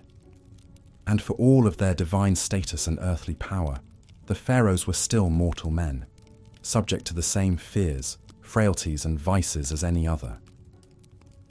Perhaps nowhere was this more evident than in the royal court, where the pharaoh was surrounded by a vast retinue of family, advisors, courtiers, and servants. While the pharaoh may have been the supreme ruler of Egypt, he still had to navigate the treacherous waters of court politics and intrigue on a daily basis. At the centre of this was the royal family itself. The pharaoh typically had multiple wives, including a chief queen who held a special status and would bear the pharaoh's heir. But he also had a vast harem of lesser wives and concubines, many of whom were foreign princesses sent as diplomatic gifts to cement alliances with other nations.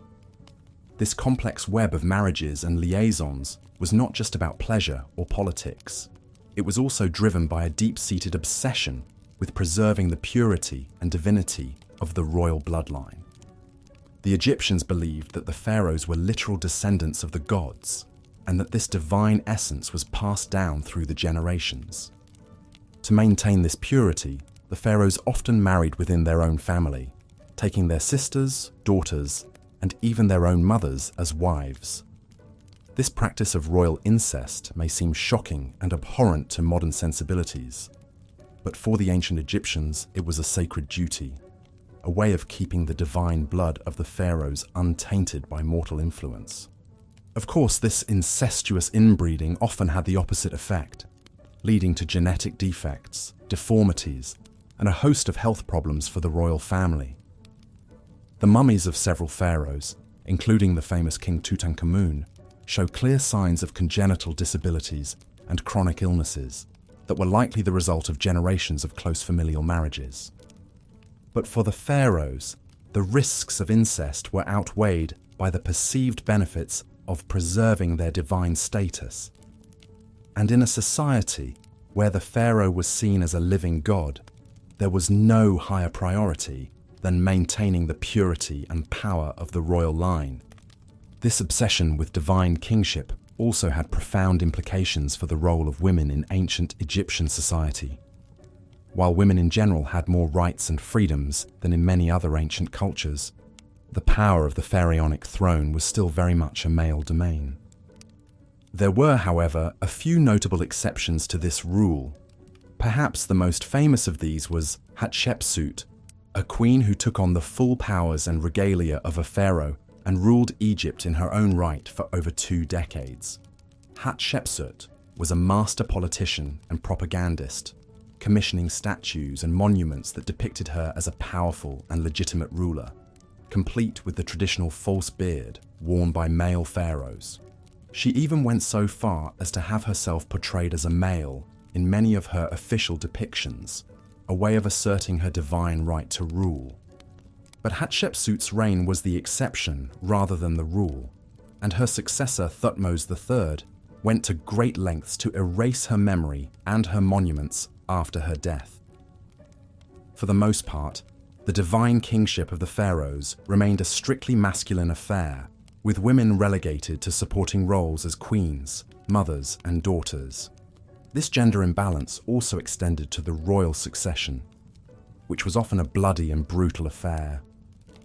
While the pharaonic crown typically passed from father to son, there was no formal system of primogeniture, and rival princes and factions would often vie for power in the event of an unclear or contested succession.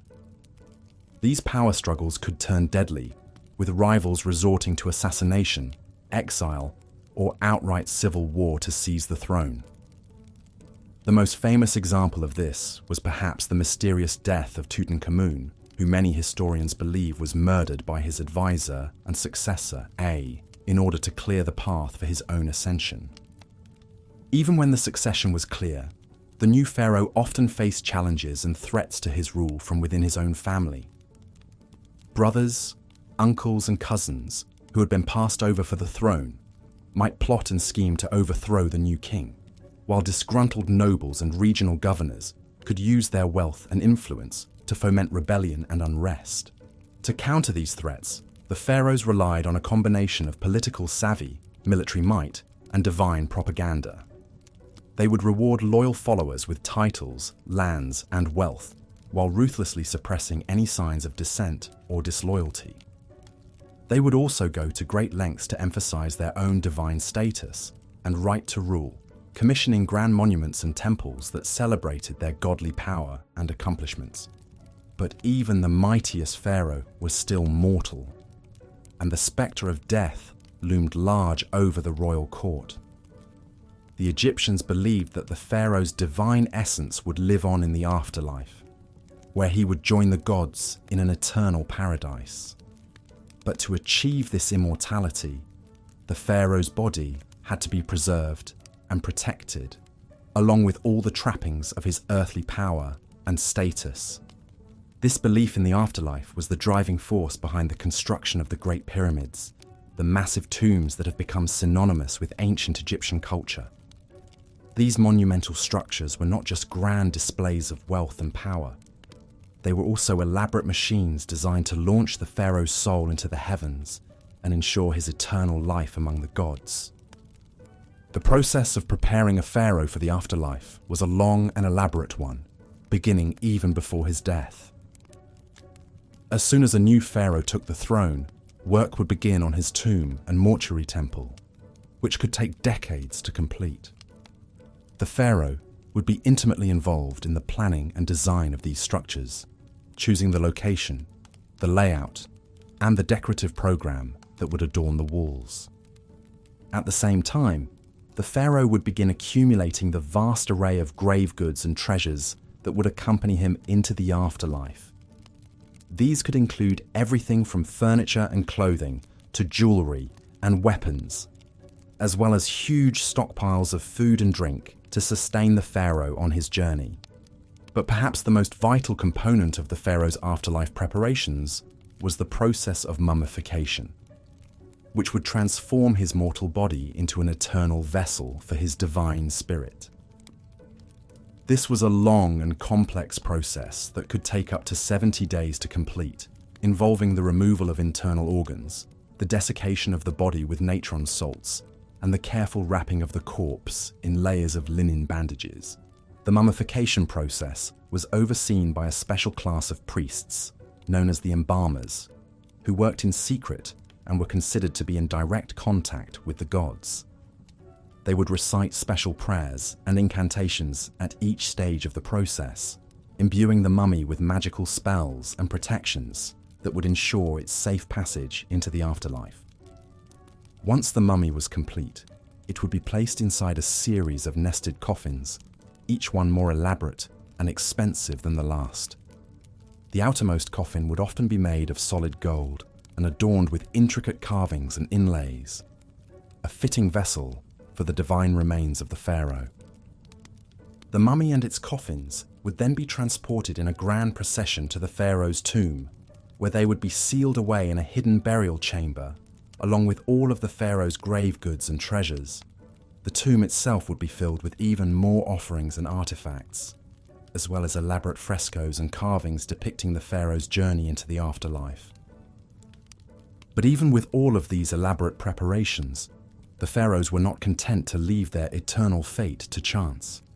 Many of them became obsessed with the construction of their tombs, pouring vast resources and manpower into the building of ever more elaborate monuments to their own divinity. The most famous example of this is, of course, the Great Pyramid of Giza, built by the pharaoh Khufu around 2550 BCE. This massive structure, which stood over 480 feet tall and contained more than 2 million blocks of limestone, was the tallest man-made structure in the world for over 3,800 years. The construction of the Great Pyramid was a monumental undertaking that required the labor of thousands of workers over the course of decades. The logistics of the project were staggering, involving the quarrying, transportation, and precise placement of millions of tons of stone, all without the benefit of modern machinery or technology. But for Khufu, the pyramid was more than just a feat of engineering. It was a symbol of his divine power and a guarantee of his eternal life. The pyramid was designed to align with the stars, with shafts pointing towards the constellations of Orion and Sirius, which the Egyptians believed to be the celestial homes of the gods Osiris and Isis. Inside the pyramid, Khufu's mummy would have been placed in a granite sarcophagus in the heart of the structure, surrounded by treasure and protected by a complex system of passages, chambers, and booby traps designed to thwart would-be tomb robbers. But even with all of these precautions, the pharaoh's tombs were not immune to the depredations of thieves and vandals. Over the centuries, many of the great pyramids and tombs were broken into and looted, their treasures stolen, and their mummies desecrated. This was a fate that befell even the most famous of the pharaohs, including Tutankhamun, whose tomb was discovered largely intact in 1922, but had still been entered and robbed at least twice in antiquity. The pharaoh's obsession with the afterlife, it seems, was matched only by the greed and determination of those who sought to plunder their eternal resting places. But the pharaoh's preparations for the afterlife were not limited to their own tombs and treasures. In a practice that seems shocking and horrifying to modern sensibilities, some pharaohs were buried along with servants, courtiers, and even pets, all of whom were sacrificed in order to accompany their master into the afterlife. The most extreme example of this practice was found in the tomb of the first dynasty pharaoh Jer at Abydos, where archaeologists discovered the remains of 318 individuals who had been sacrificed and buried alongside the pharaoh. These included servants, guards, and even women and children, some of whom showed signs of strangulation or blunt force trauma. This practice of human sacrifice was not limited to the early dynasties either. The tomb of the 12th dynasty pharaoh Amenemhat III at Hawara contained the remains of at least 5 young women who had been sacrificed and buried with the pharaoh, along with a menagerie of animals, including a monkey, a dog, and several ducks. Even more bizarre was the discovery of tens of thousands of human hair wigs in the tomb of the 18th dynasty pharaoh Amenhotep II. These wigs, which were made from the hair of young girls and women, were apparently intended to provide the pharaoh with a ready supply of fresh hair in the afterlife, a symbol of his eternal youth and virility. These disturbing practices speak to the incredible power and influence of the pharaohs, as well as the deeply ingrained beliefs and superstitions that governed ancient Egyptian society. For the pharaohs, the afterlife was not just a vague hope or a religious abstraction. It was a very real and tangible goal, one that demanded the utmost preparation and sacrifice. But as Egyptian society evolved and changed over the centuries, so too did the practices surrounding the pharaohs' burials. By the time of the New Kingdom, human sacrifice had largely fallen out of favor, replaced by symbolic offerings and the use of Shabti figurines, small statues that were believed to come to life and serve the pharaoh in the afterlife. And as the power of the pharaohs began to wane in the later dynasties, so too did the grandeur and scale of their tombs. The last of the Great Pyramid builders was the 12th dynasty pharaoh Amenemhat III, and by the time of the New Kingdom, the Pharaoh. As we've seen, the lives of the pharaohs were a complex tapestry woven from the threads of divine power, mortal excess, and an unshakable fixation on the afterlife. But perhaps no pharaoh embodies these themes quite as vividly as Ramses II, also known as Ramses the Great. Born around 1303 BCE, Ramses was the third pharaoh of the 19th dynasty, and he would go on to become the most celebrated and most prolific builder in all of ancient Egyptian history. He ruled for an astonishing 66 years, fathered over 100 children, and left an indelible mark on the landscape of Egypt with his colossal building projects. From the moment he took the throne, Ramses set out to immortalize his legacy in stone. He didn't just build temples and monuments, he built cities. His capital, Ramses, was a sprawling metropolis in the Nile Delta, adorned with lush gardens, stately palaces, and of course, towering statues of Ramses himself. The city was a testament to Ramses' wealth, power, and unrivaled ego. But Ramses didn't just build on a grand scale. He built with a singular purpose: to ensure his own glorification and immortality. Every temple, every obelisk, every statue was emblazoned with his name and his image. He even went so far as to carve his own likeness into existing monuments, often over the names of previous pharaohs. In Ramses' world, there was room for only one god on earth, and that god was Ramses. Of course, all this self-aggrandizement didn't come cheap. Ramses' building projects required vast amounts of labor and resources, much of it carried out by slaves and prisoners of war. The lives of these workers were hard and often short, spent toiling in the blistering heat of the desert sun. But to Ramses, their suffering was a small price to pay for the glory of his eternal legacy. And what a legacy it was! From the magnificent temples of Abu Simbel to the sprawling complex of Karnak, Ramses left his mark on nearly every corner of Egypt. His reign saw military triumphs like the Battle of Kadesh against the Hittites, as well as monumental building achievements like the completion of the Great Hypostyle Hall at Karnak, a forest of 134 massive columns, covering an area of 54,000 square feet. But perhaps Ramses' most enduring legacy is the very fact that we know so much about him at all. With his relentless self-promotion and larger-than-life persona, Ramses ensured that his name would live on long after his death. And live on it has. Ramses remains one of the most famous and recognizable figures from the ancient world, a towering symbol of the power and majesty of the pharaohs. Of course, not all pharaohs were as successful in their quest for immortality as Ramses. Take, for example, the curious case of Akhenaten, the so-called heretic king who ruled during the 18th dynasty. Akhenaten is best known for his radical religious reforms, in which he abandoned the traditional pantheon of Egyptian gods in favor of a single deity, the Aten, represented by the solar disk. Akhenaten's devotion to the Aten was all-consuming.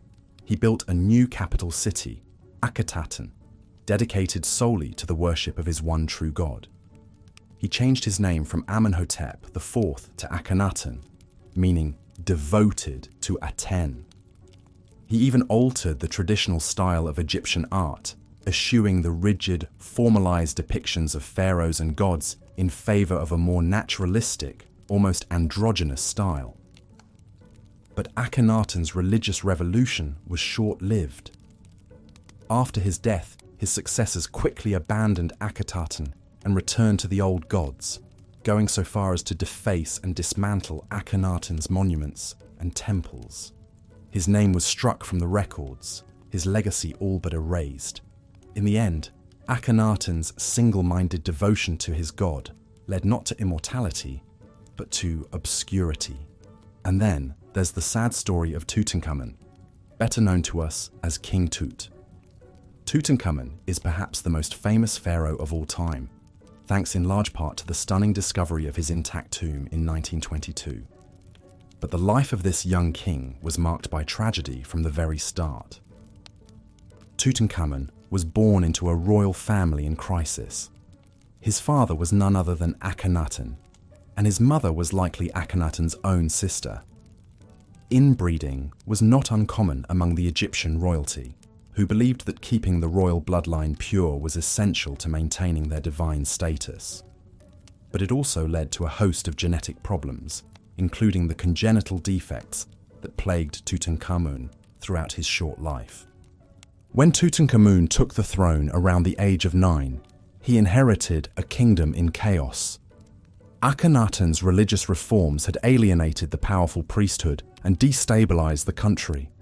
Tutankhamun's advisors, including the Vizier I and the General Horemheb, set about restoring the old order, reopening the temples, and re-establishing the cult of Amun.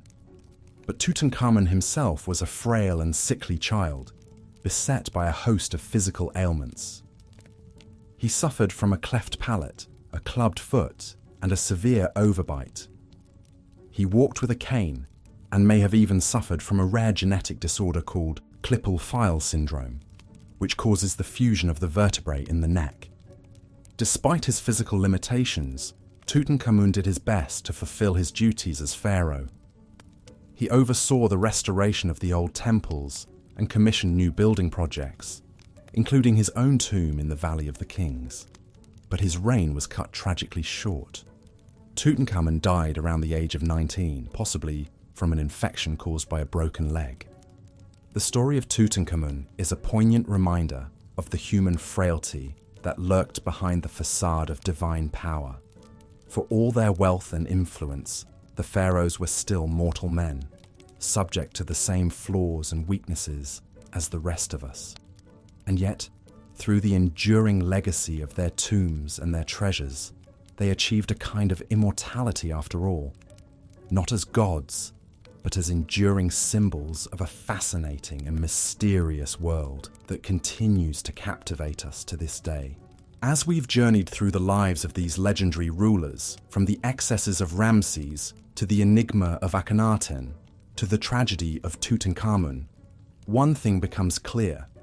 The pharaohs were as complex and multifaceted as the civilization they ruled.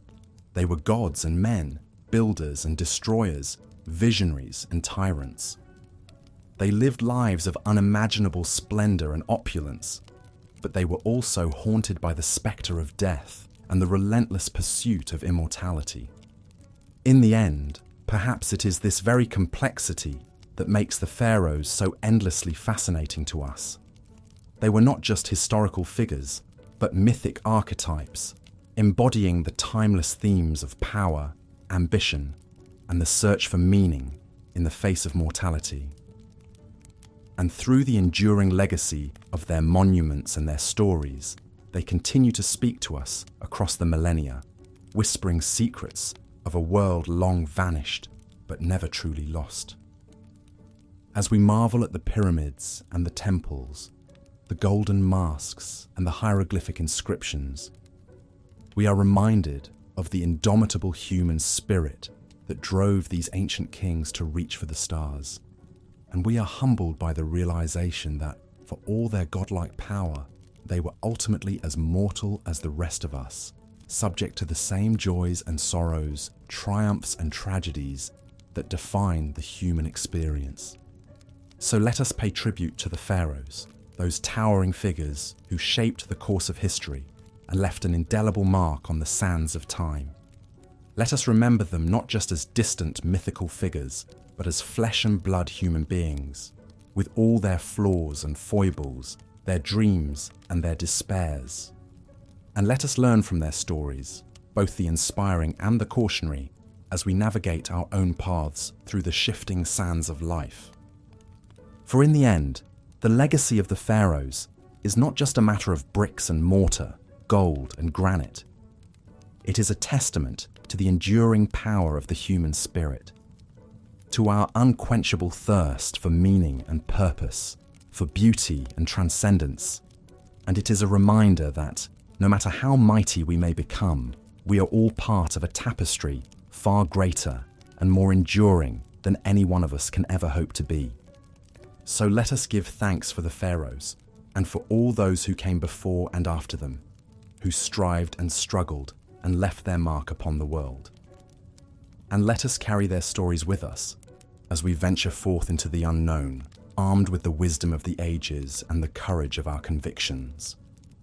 For in the end, the measure of a life is not in the splendor of its monuments or the grandeur of its tombs, but in the love and compassion we show to one another, and in the legacy of hope and resilience we leave behind. And in this, the pharaohs, for all their flaws and failings, have much to teach us still. As we delve deeper into the shadowy world of the pharaohs, we must also acknowledge the intricate web of royal relationships and rivalries that shape their lives and legacies. Behind the gilded facades of the palaces, a complex tapestry of family dynamics, political alliances, and power struggles played out, often with devastating consequences. At the heart of the royal household was the pharaoh's inner circle of queens, concubines, and children. While the pharaoh was the supreme ruler, his queens could wield significant influence, particularly if they bore him a male heir. The great royal wife, or chief queen, held a privileged position and might even rule as regent if the pharaoh died before his successor came of age. Such was the case with Hatshepsut, who boldly assumed the full powers and regalia of a pharaoh herself, after the death of her husband, Thutmose II. But alongside these influential queens were countless lesser wives and concubines who populated the royal harem. These women, often from noble families or foreign princesses sent to cement diplomatic ties, vied for the pharaoh's favor and the chance to bear his children. The royal court buzzed with gossip, intrigue, and shifting alliances as different factions jockeyed for position. Most disturbing of all were the instances of incest that occurred within the royal family. Pharaohs often married their own sisters or half-sisters, and occasionally even their daughters, to keep the royal bloodline pure. It was believed that the pharaoh, as a living god, could only beget a legitimate heir through union with another divinity, even if that meant keeping it in the family. This practice may have contributed to genetic disorders and abnormalities in some royal offspring, Of course, not all royal siblings married each other. Some rivalries between princes and princesses burned red hot, exploding into murderous power grabs. Take, for example, the suspected plot by Ramses III's secondary wife Tiye to assassinate the pharaoh and install her own son, Pentawere, on the throne instead of the chosen Crown Prince Ramses IV. Ancient papyrus court records paint a chilling picture of a harem conspiracy that ended in convictions and executions. Even the legendary Cleopatra VII, last of the Ptolemaic dynasty, was no stranger to ruthless family rivalries. She allegedly had her own younger sister Arsinoe IV murdered to solidify her claim to the throne. In a world where royal blood was both a ticket to power and a reason to be eliminated by one's rivals, perhaps the frequent depictions of the pharaoh smiting his enemies take on an even darker meaning. But beyond the backstabbing intrigues of the royal court, the pharaoh's family relationships could also be touchingly human. Ramses II, for instance, honored his chief queen Nefertari with a lavishly decorated tomb and a magnificent temple at Abu Simbel. And even the oft-vilified Akhenaten, who upended Egyptian religion and art during his reign, is shown in tender scenes with his wife Nefertiti and their daughters. In the end, perhaps these familial bonds offered a bit of solace and sanity in the gilded cage of the royal palace. But make no mistake, being a pharaoh's relative was a double-edged sword that could cut short even the most regal life. From the incestuous unions to the cutthroat rivalries, the twisted family trees of the pharaohs bore strange and often poisonous fruit. The royal family was the most exclusive club in ancient Egypt, and possibly the most dangerous. As we turn now to examine the pharaoh's exalted role as a living god on earth, keep in mind the tangled human relationships that lurked beneath that lofty, divine surface. The pharaoh may have been the sun around which the Egyptian universe revolved, but the gravity of family and political forces also yanked him in unpredictable directions, even as he strove to maintain cosmic order and harmony. In the worldview of the ancient Egyptians, the pharaoh was no mere mortal ruler. He, or in rare cases she, was a living god, the divine embodiment of the falcon-headed sky god, Horus on earth. As the intermediary between the heavenly realm of the gods and the earthly domain of humans, the pharaoh played a vital role in maintaining Ma'at, the cosmic order, balance, and justice that held chaos at bay. This concept of divine kingship elevated the pharaoh to a superhuman status and imbued his every action with cosmic significance. From the moment of his coronation, when he assumed the double crown of Upper and Lower Egypt, the pharaoh ceased to be fully human and became a conduit for divine power. His word was law, his decrees were the will of the gods, and his very being was sacrosanct. One of the most visible manifestations of the pharaoh's divinity were the sprawling temple complexes that dotted the land. These weren't just places of worship, they were the earthly mansions of the gods, where the pharaoh performed sacred rituals to maintain the vital link between the human and divine spheres. The grandest of these temples, like the Karnak complex in Thebes or the Luxor temple downstream, were cities unto themselves, bustling with priests, craftsmen, and servants, all dedicated to serving the pharaoh god. Within these sacred precincts, the pharaoh would make offerings, recite incantations, and perform elaborate ceremonies to appease the gods and ensure the continued flow of divine blessings. The most important of these rituals was the daily rebirth of the sun, in which the pharaoh metaphorically merged with the sun god Ra to be reborn anew each morning. By participating in this endless cycle of death and renewal, the pharaoh helped to sustain the very fabric of the cosmos. But the pharaoh's divine status wasn't just a religious concept. It had far-reaching implications for Egyptian society and politics as well.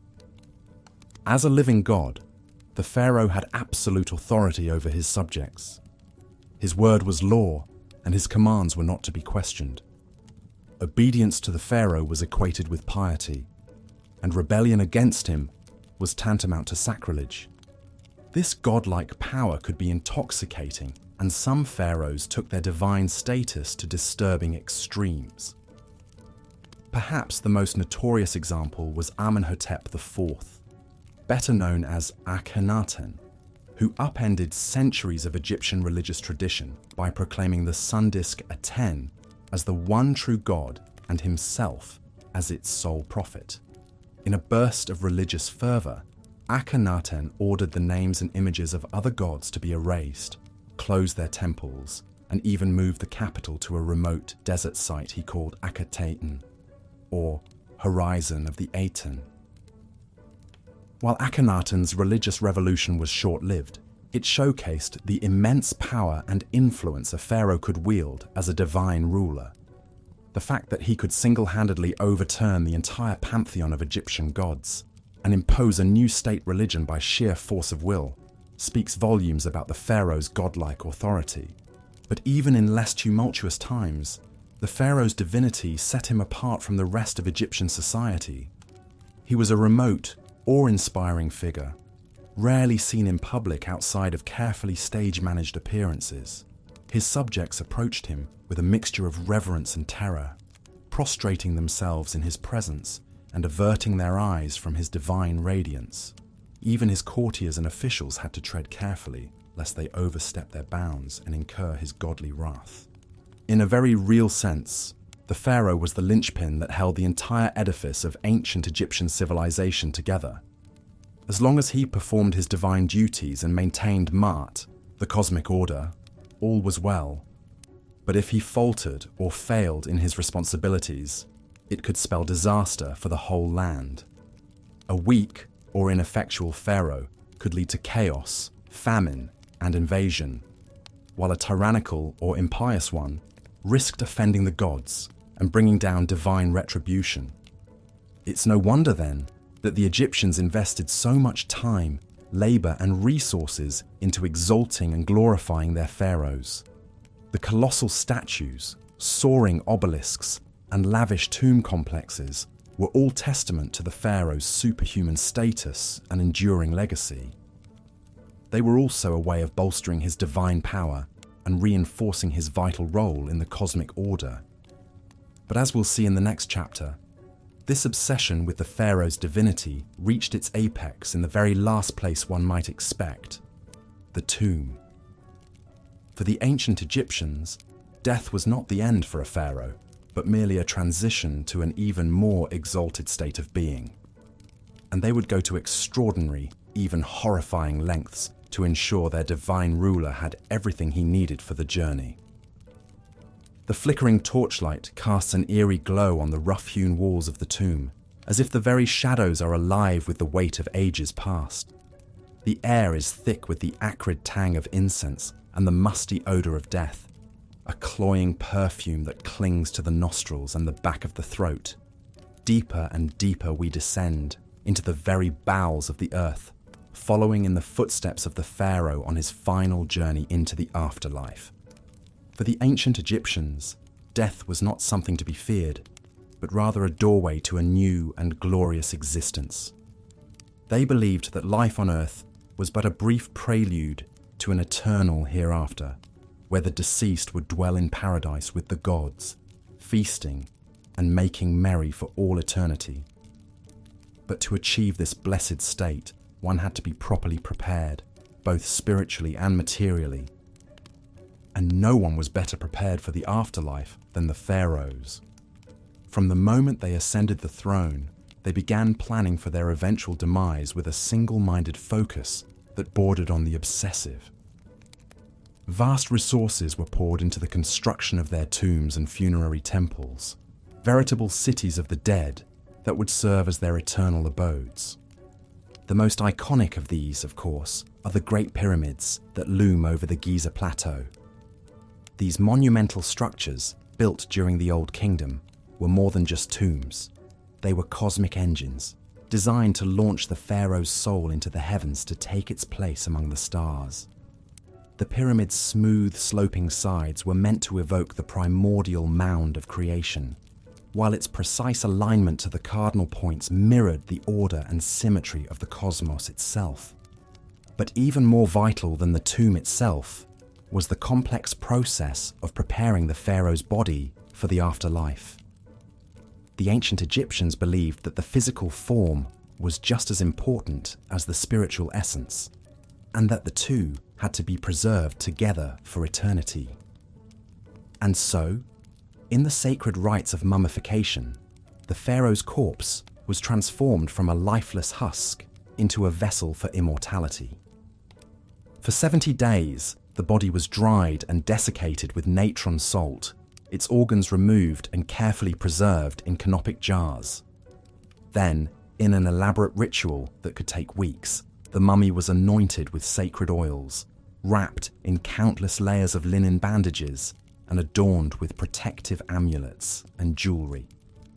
The face was often covered with a lifelike mask of gold and precious stones, an idealized portrait of the pharaoh in all his divine glory. But the pharaoh's journey was far from over.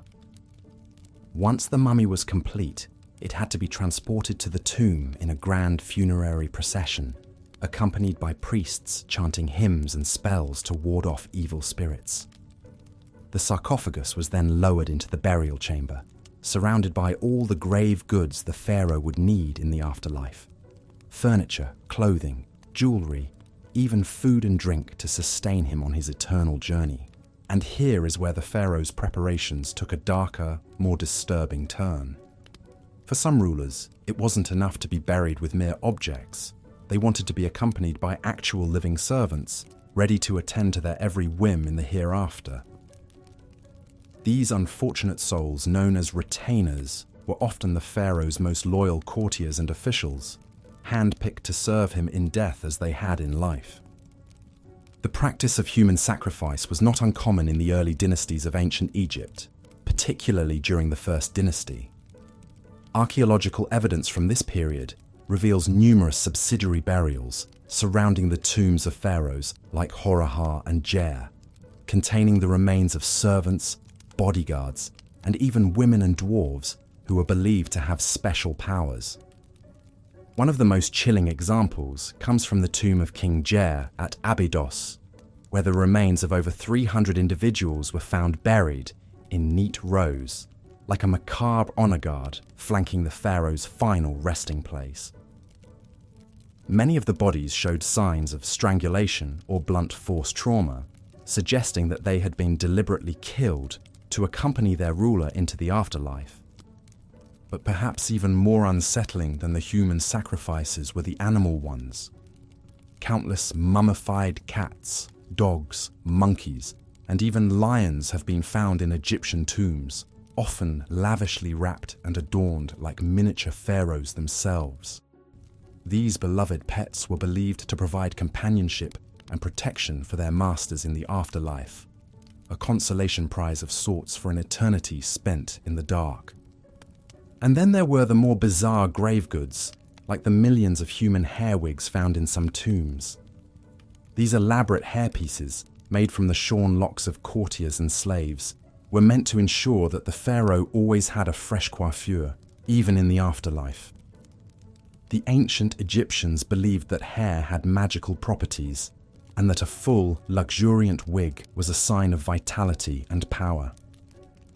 But as the centuries passed, the practice of human sacrifice gradually fell out of favor. By the time of the New Kingdom, the idea of killing servants to serve the pharaoh in the afterlife was seen as barbaric and uncivilized.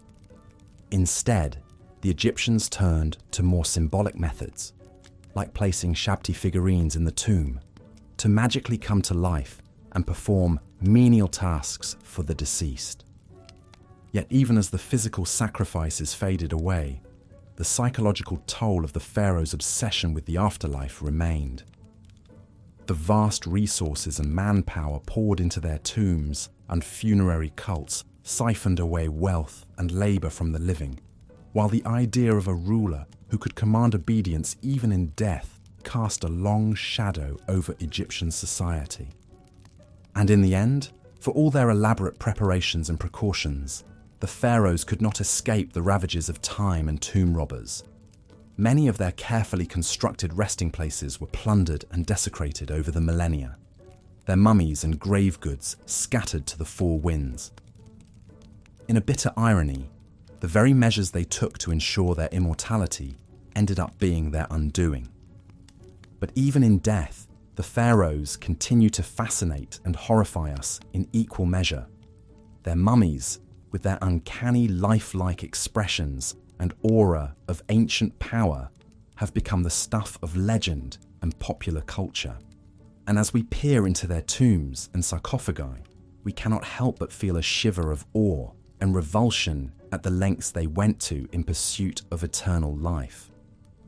For the pharaohs, death was not the end, but merely the beginning of a new and glorious existence. But as we have seen, that existence came at a terrible cost, measured in human lives and labors. And in the end, perhaps the most disturbing thing about the pharaohs' afterlife obsession is not what it says about them, but what it says about us, and our own deep-seated fears and fascinations with the great beyond.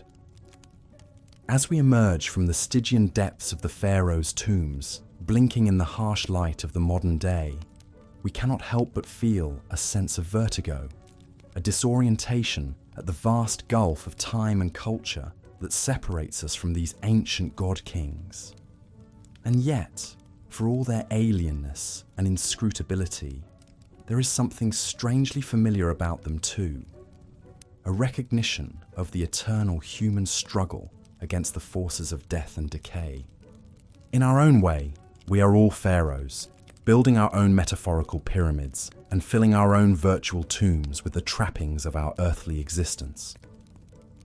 We may not command armies of servants or erect colossal monuments to our own divinity, but we are all engaged in the same basic quest for meaning and immortality in the face of the void.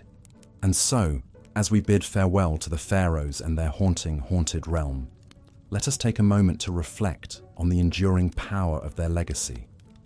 For all their flaws and foibles, these ancient rulers left an indelible mark on human history and the human imagination, one that continues to resonate down through the ages. In the end, perhaps the most fitting tribute to the pharaohs is not the gold and grandeur of their tombs, but the simple fact that we are still talking about them, still trying to unravel the mysteries of their lives and deaths, thousands of years after they walked the earth. In a way, they have achieved the very thing they sought so desperately in life, a kind of immortality, a persistence in memory and myth that transcends the bounds of time and space. And so, let us raise a metaphorical glass to the pharaohs, those strange and terrible demigods who ruled over the sands of Egypt so long ago. May they rest in peace, secure in the knowledge that their names and deeds will never be forgotten, as long as there are those who seek to peer into the shadows of the past and grapple with the eternal questions of life, death, and what lies beyond. As we've seen, the pharaohs of ancient Egypt lived lives of luxury, power, and religious devotion unparalleled in the ancient world. But for all their godlike status and opulence, one disquieting fact remained: even the great pharaohs could not escape the inevitability of death. And it was their obsessive preparations for the afterlife that would come to dominate much of their time, resources, and labor during their reigns. The Egyptian preoccupation with death and what lay beyond stemmed from their belief in an eternal afterlife. They envisioned a paradise where they would continue to live as they had on earth, engaging in the same daily routines and pastimes. But to achieve this immortality, great pains had to be taken to preserve the body and provide all the necessities the deceased pharaoh would need. This is where the famous Egyptian practice of mummification comes in. The elaborate process could take up to 70 days and involved removing internal organs, drying out the body with natron salt, and wrapping it in layers of linen. Performed by skilled embalmers, mummification was a vital step to ensure the pharaoh's body would remain intact for the afterlife. But a well-preserved mummy wasn't enough. the eternal pharaoh would also need food, clothing, furniture, jewelry, and entertainment to sustain and occupy them. Enter the grave goods. Tombs were packed with all manner of worldly possessions, from basic necessities to intricate works of art. The famous golden death mask of Tutankhamun is just one example of the literal treasures the pharaohs took with them. Even more important than the mummy and grave goods, however, was the tomb itself. The ancient Egyptians believed that to enter the afterlife, the pharaoh's spirit had to have a place to return to and recognize as home. This is why they expended such effort to create indestructible, impenetrable tombs filled with everything the deceased would need. We've marveled at the pyramids of Giza, but they are only the beginning when it comes to the pharaonic obsession with monumental tomb building. In the Valley of the Kings near Thebes, later pharaohs abandoned the conspicuous pyramids and instead carved their tombs deep into the mountains. These sprawling, rocky tunnel systems were designed to foil grave robbers and protect the pharaoh's spirit for all of eternity. Some pharaohs, though, took their quest for a secure and luxurious afterlife to even greater and more disturbing extremes. The tomb of King Jer from the First Dynasty was found to contain the remains of 318 men and women who had apparently been sacrificed upon his death.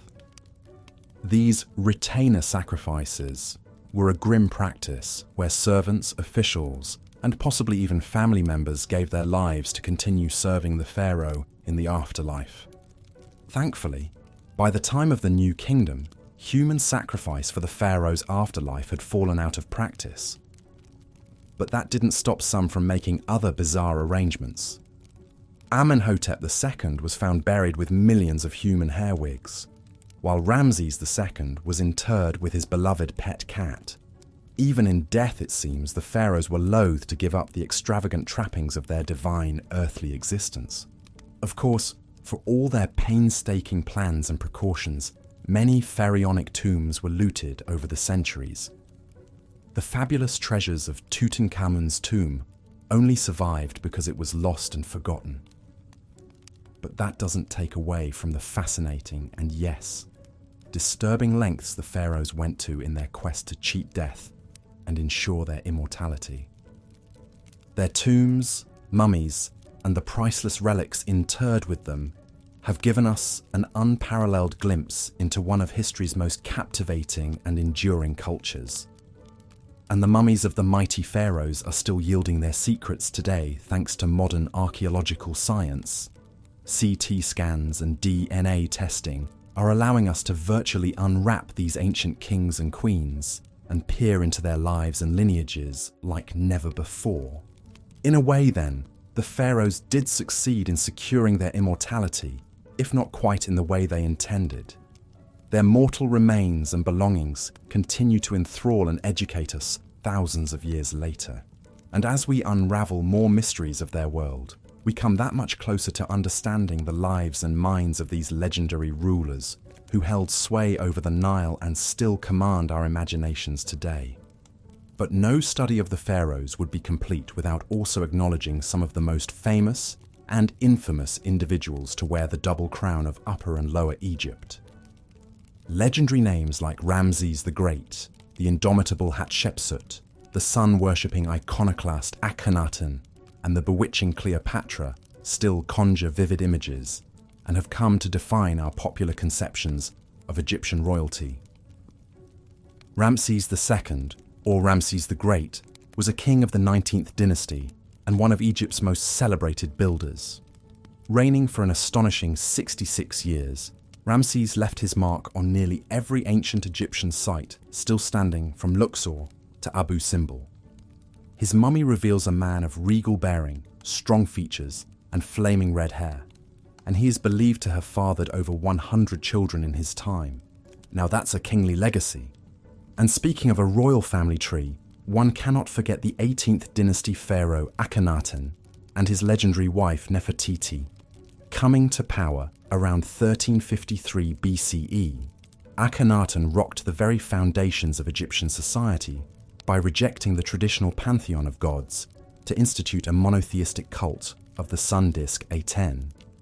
He even changed his name from Amenhotep IV to Akhenaten, or devoted to Aten, as part of his religious revolution. Aiding him in this spiritual shake-up was his beautiful and clever chief queen Nefertiti, whose famous painted limestone bust has come to symbolize ancient Egyptian glamour and intrigue. But the Aten experiment was short-lived. After Akhenaten's death, his son, a young king you may have heard of by the name of Tutankhamun, reversed his father's decree and restored the old gods, condemning Akhenaten to the ignoble fate of having his name struck from official records and monuments. Of course, any mention of Egyptian rulers would be incomplete without Cleopatra, the last active pharaoh and Ptolemaic queen who has become the very archetype of the irresistible temptress. But Cleopatra was much more than a mere seductress. She was a brilliant politician, speaker of 9 languages, and a shrewd strategist who captivated the likes of Julius Caesar and Mark Antony. Though her reign ended with the fall of Egypt to Rome, Cleopatra's legend has only grown in the centuries since. These towering figures are just a sampling of the remarkable personalities that make up the saga of ancient Egypt's god-kings and queens. Each of their lives contains enough drama, intrigue, and colour to fill volumes. But they all embodied, in one way or another, the fascinating paradox of the pharaoh, a mortal who would be God, with one foot in the earthly realm and the other in eternity. It's this captivating duality, as well as the haunting remnants of their glittering world, that continue to enthrall us and draw us back to ancient Egypt time and again. The mighty pharaohs reigned over a sophisticated civilization for some 3,000 years, shaping our notions of absolute power and leaving behind some of the most formidable monuments ever constructed. But in the end, like all of us, they too were mortal, and no amount of gold or godhood could shield them from the fate that awaits us all. Within their tombs, temples, and mummies, they left tantalizing hints of their larger-than-life existence, shot through with the universal human hopes and fears we can all recognize. And that, perhaps, is their greatest legacy of all, the eternal reminder that even the most exalted among us desire nothing more than to be remembered. As we close this chapter on the lives of the pharaohs, take a moment to reflect on all we've uncovered, the sacred and the profane, the awe-inspiring and the unsettling. These ancient god-kings have much to teach us still about power, belief, legacy, and the enduring fascination of a long-lost world we are only beginning to understand.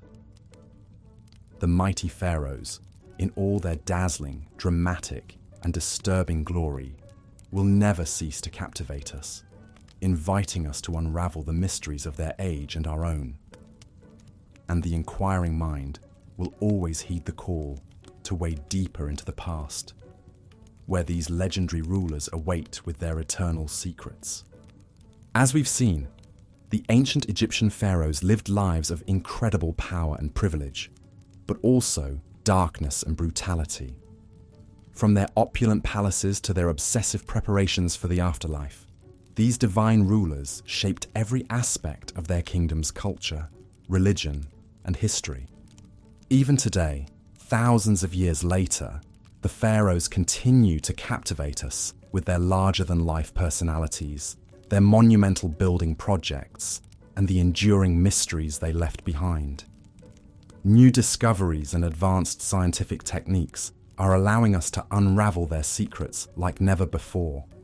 From the familial relationships revealed by DNA testing of mummies to the complex trade networks traced through isotope analysis. Yet the more we learn about the pharaohs, the more we realize how much we still don't know. What was the true nature of their relationships with their queens and children? How did they really wield their immense power behind closed palace doors? What did they believe would await them in the afterlife they spent so much time and effort preparing for? These questions may never be fully answered, but that's part of what keeps us so endlessly fascinated by these towering figures of history. In a way, the pharaohs achieved their dream of immortality, not just through their elaborate tombs and mummification rituals, but through the indelible mark they left on the human imagination. From the boy king Tutankhamun, to the great warrior Ramses II, to the legendary beauty Cleopatra, the pharaohs continue to loom large in our collective consciousness. Their stories told and retold in countless books, movies, and documentaries. They've become more than historical figures. They've become mythic archetypes, embodying timeless themes of power, ambition, love, and death. In the end, perhaps that's the pharaohs' true legacy, not the treasure-filled tombs or awe-inspiring pyramids they left behind, but the way they've shaped our understanding of what it means to be human. Through their triumphs and failures, their brilliance and their brutality, they remind us of the heights and depths we're all capable of, the eternal human struggle to leave our mark on the world and grapple with our own mortality. So the next time you see an image of a pharaoh, whether it's the iconic death mask of Tutankhamun or a faded hieroglyph carved into an ancient temple wall, take a moment to reflect on the complex, fascinating, and often disturbing world they inhabited. And remember that even the mightiest among us are ultimately subject to the same fundamental questions and challenges that have defined the human experience for millennia. Thank you for joining me on this journey through the lives of the ancient Egyptian pharaohs. I hope you found it as enlightening and captivating as I have. If you enjoyed this video, please consider leaving a like and subscribing to the channel for more deep dives into the most fascinating chapters of human history. Ones that just might change the way you think about your own place in the grand sweep of time. Until next time, sweet